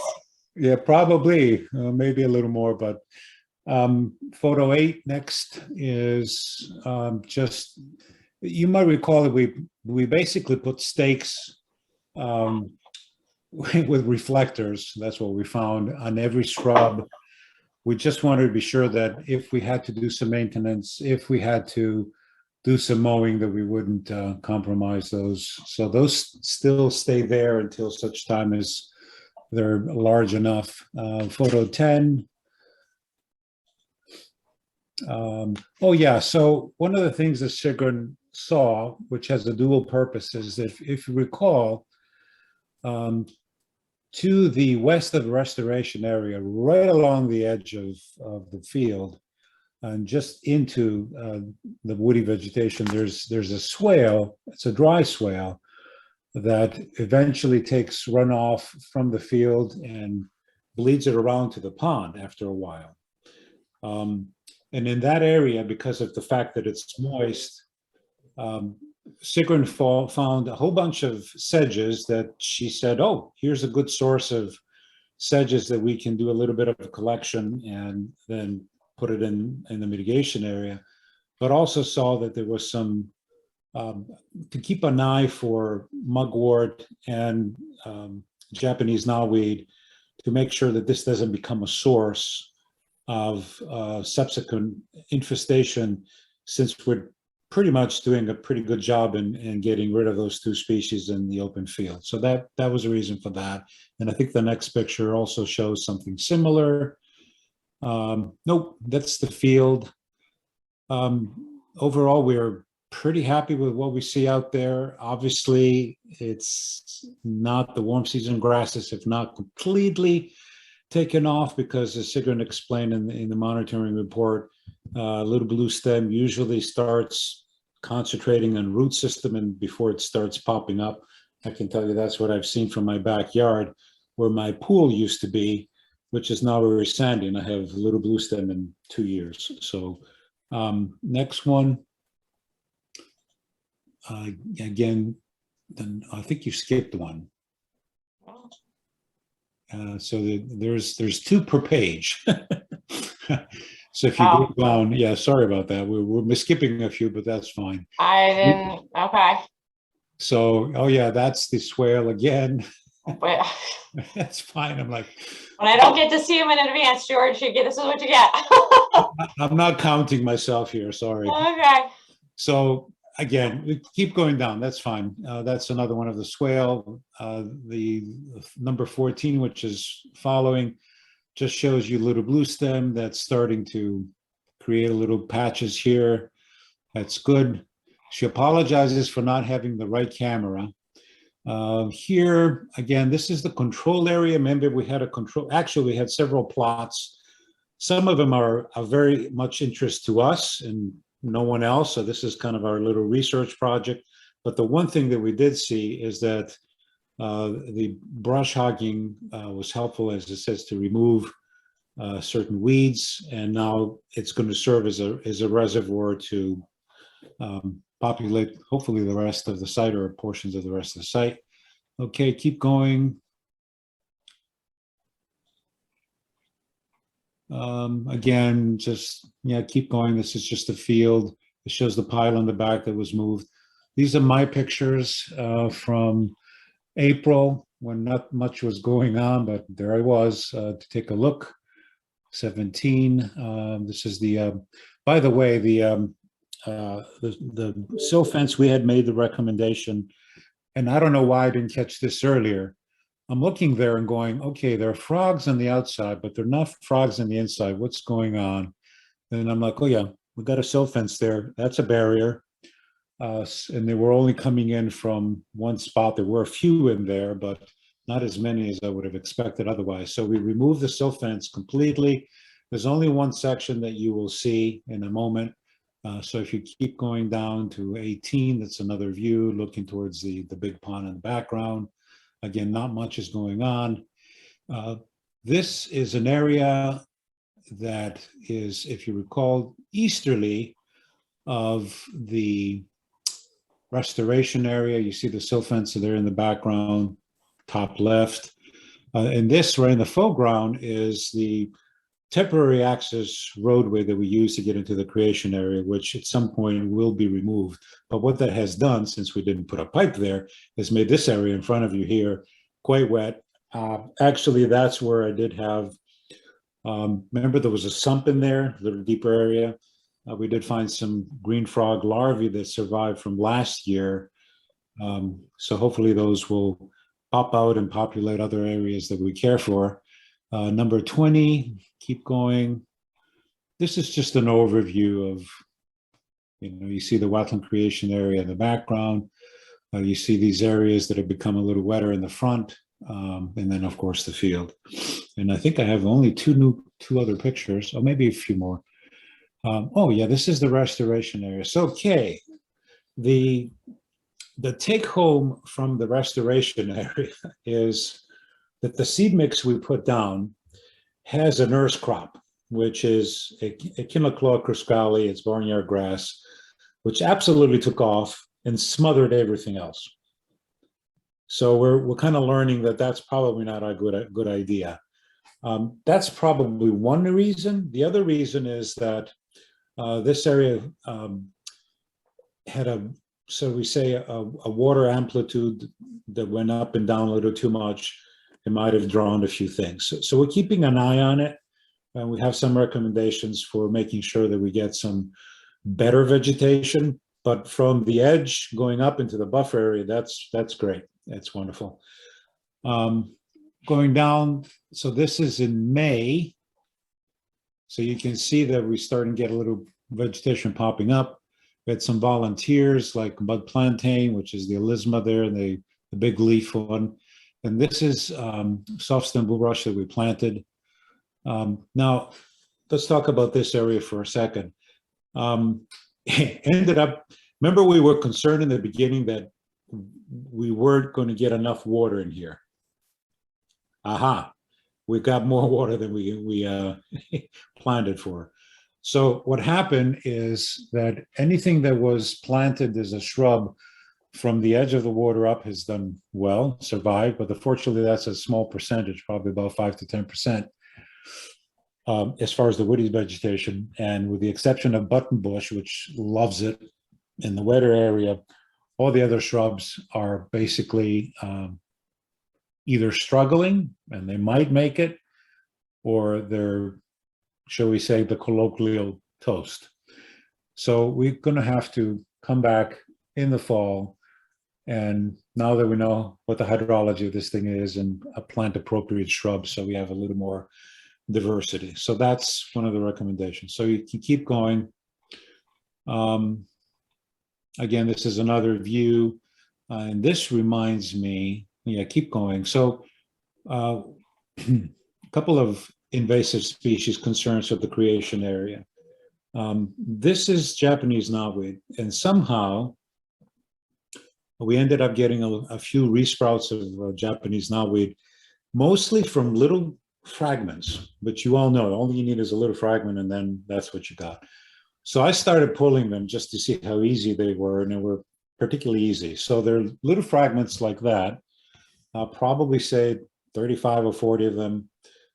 It's more or less on this side for some reason, don't know why, which can basically be pulled anytime before they create a more of a root mass.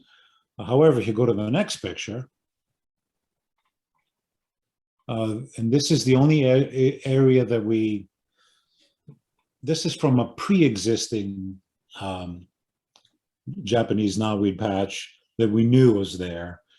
We cut it down, but of course it came back. The silt fence is here. So we have a different program for what we need to do to this, and that's spelled out on the report.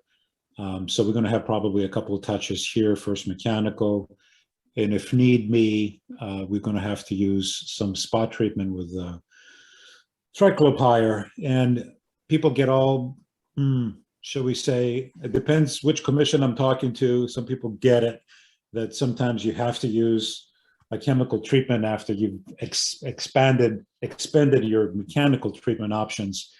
And what we usually use is full strength triclopyr, or a dilution of it, depending on how we're going to use it, whether it's foliar or if we're painting a stem, say. And triclopyr is, you probably know it from Brush Be Gone. It's a formulation. The way we do it, if we're going to do treatment of just resprouts, we use a funnel. And this is something that I don't know why more people don't use it. But basically you have a little resprout. And so you have a funnel that is adjustable. And you basically put it around down to the ground on top of the resprout, and you spray in there. So it doesn't hurt anything else around it. Now, triclopyr is much better in just going into the root system, and it's as far as it's going. Glyphosate, unfortunately, goes further. And so glyphosate as not just a systemic approach to taking care of your target sprout, but it goes out into the soil, and then of course it can kill other things. If you go one more, and I only put one wildlife, there was other things in here. We had a great blue heron, we had a kingfisher, which probably is just fishing around here. I don't know what it was trying to find here. Female mallard, we had red-winged blackbirds, and I'm sure if I went there, I'd have a whole catalog of other things in June of what's using the pond. So yeah, it's being used by wildlife, and I'm just hopeful that now that we've taken the silt fence out, that we'll have a little more of success in getting some amphibians. The thing that was surprising to me this year was that we didn't see, well, I didn't see any, and I don't know if Sabrina was focusing on that, so I might go back and see if there's any evidence. Eastern toad, we had tons of them the past couple years. So the only thing I can think of is that when we did the field, we might have eliminated a whole bunch because they like that drier area. So hopefully they're going to repopulate from other portions of the site in the near future, which wouldn't be surprising at all. So if you want to go to the document, the other one, we'll just kind of show you some categories. I'm not going to go through it. So basically it focuses on several areas. We focus on the creation area. If you go to the recommendations, those are the remedial actions. So we're proposing to do and that can be done anytime between now and August 1st, because it is a wet environment, so it's not an issue as far as, you know, being too dry, obviously. To have about 300 additional emergent species, and we're focusing on things that they like it wet. Water lily will do fine there. Arrowhead will do fine. A green bulrush will do fine in there. So those are, and then the second paragraph, what we're saying is that we're going to replant the same woody species. Whoops, keep going up. You missed it. There's the second paragraph right there above 2.0. There we're going to at least do 25% of what was lost back. And then we have some local willow species. So we said to ourselves, well, the willows next door are doing very well in the wet. So let's cut some whips, and those willows obviously they basically self-root if you put them in the ground, so we can do that. Or we could do a little growth hormone in some jars and get some rhizomes going and then do that. That's another way of doing it. So that's the remedial. Again, I'm flying through recommendations for the wetland creation area, wetland restoration area. We've got some remedial, again, willow cuttings, and then doing some winter berries, seven of them, and then doing a second seeding. One we can do anytime now, and then a second seeding can be done if the first one fails. And we can use the same mix. And be sure, we talk to the manufacturer to be sure that we don't have any more nurse crop. We don't need any more nurse crop. That area is fully stabilized. It's not going to be an issue for us to just use the species that we want. And of course, we said we'd supplement it with the sedges that we can collect probably in a few weeks, and put them in both mitigation, restoration, and creation area. 3.0, I'm not going to go through it, just quickly. Basically, I'm saying we did very well. I'm very happy about it, but we still have some invasive control within that area. We might as well, since we have so little, let's get rid of it, and then by that time, the warm season grasses hopefully will take over, and then we won't have to worry about invasives. And the two species, again, are the mugwort, and we're probably saying basically we do a systematic sweep after heavy rain. It's when the pulling happens, and we can even use a environmentally friendly dye spray to make it easy for someone to come and follow along and just do the mugwort treatments. And we can do it again, as I said, with a funnel there in September. So that's very little that we have to worry about invasives, but we might as well do something. So my hope is that we can do these remedial activities. Most of them can happen anytime soon. And I also have a little bit of language there in the control plot array, actually control plots, it's several. And that's, again, something that we're interested in, but the take home from this whole operation is that the York raking, which took all those rhizomes from particularly Japanese knotweed, and then we collected them and covered them and killed them, worked very well. That's something that we now can recommend if we have to do something similar in the future. Mugwort, slightly different story, but certainly the Japanese knotweed was a successful way to do it. And we, of course, got weedy species out too. So there you have it, running through. I don't know if you have any particular questions, but overall, I'm quite happy that we're in the right trajectory. We kind of missed it a little bit on the hydrology of the created area, but I think we can resolve that with just planting some things that like it a little wetter.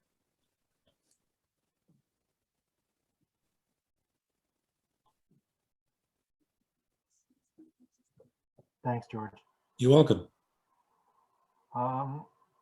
Actually, I'll go through the list again of folks, see if you have any questions, comments. Rich, No questions. Bobby, Nope, no questions. Good job.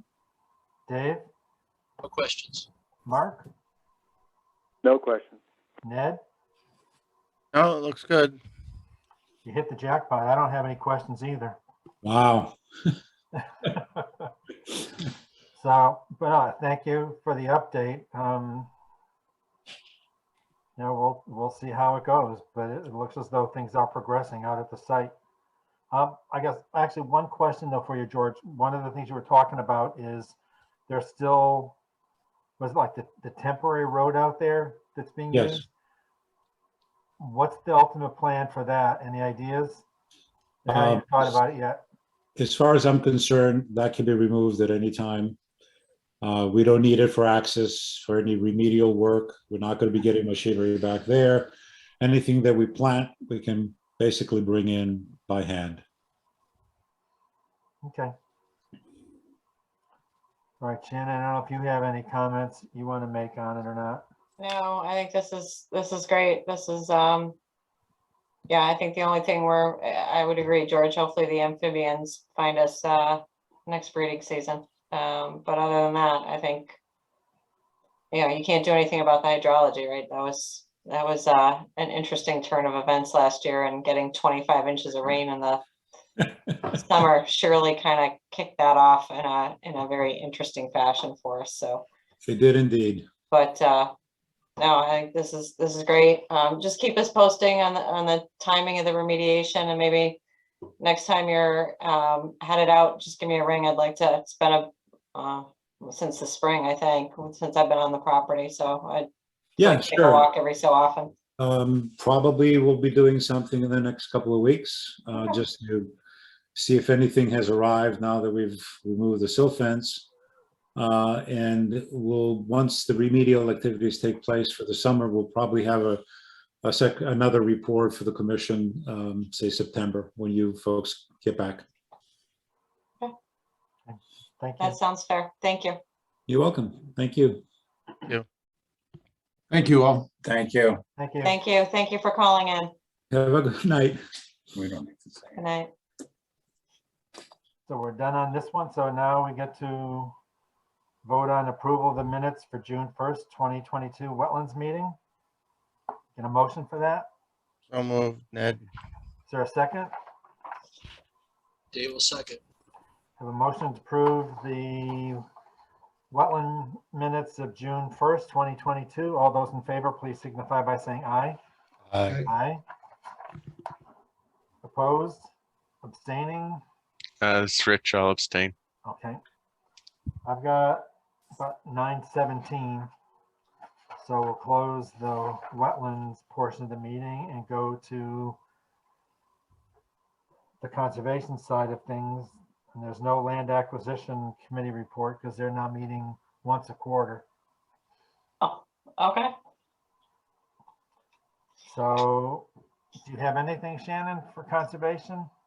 I don't, other than I know there was the what do we have, household hazardous waste this past weekend, but I don't have any updates on that. When I get numbers, we can share them with you folks.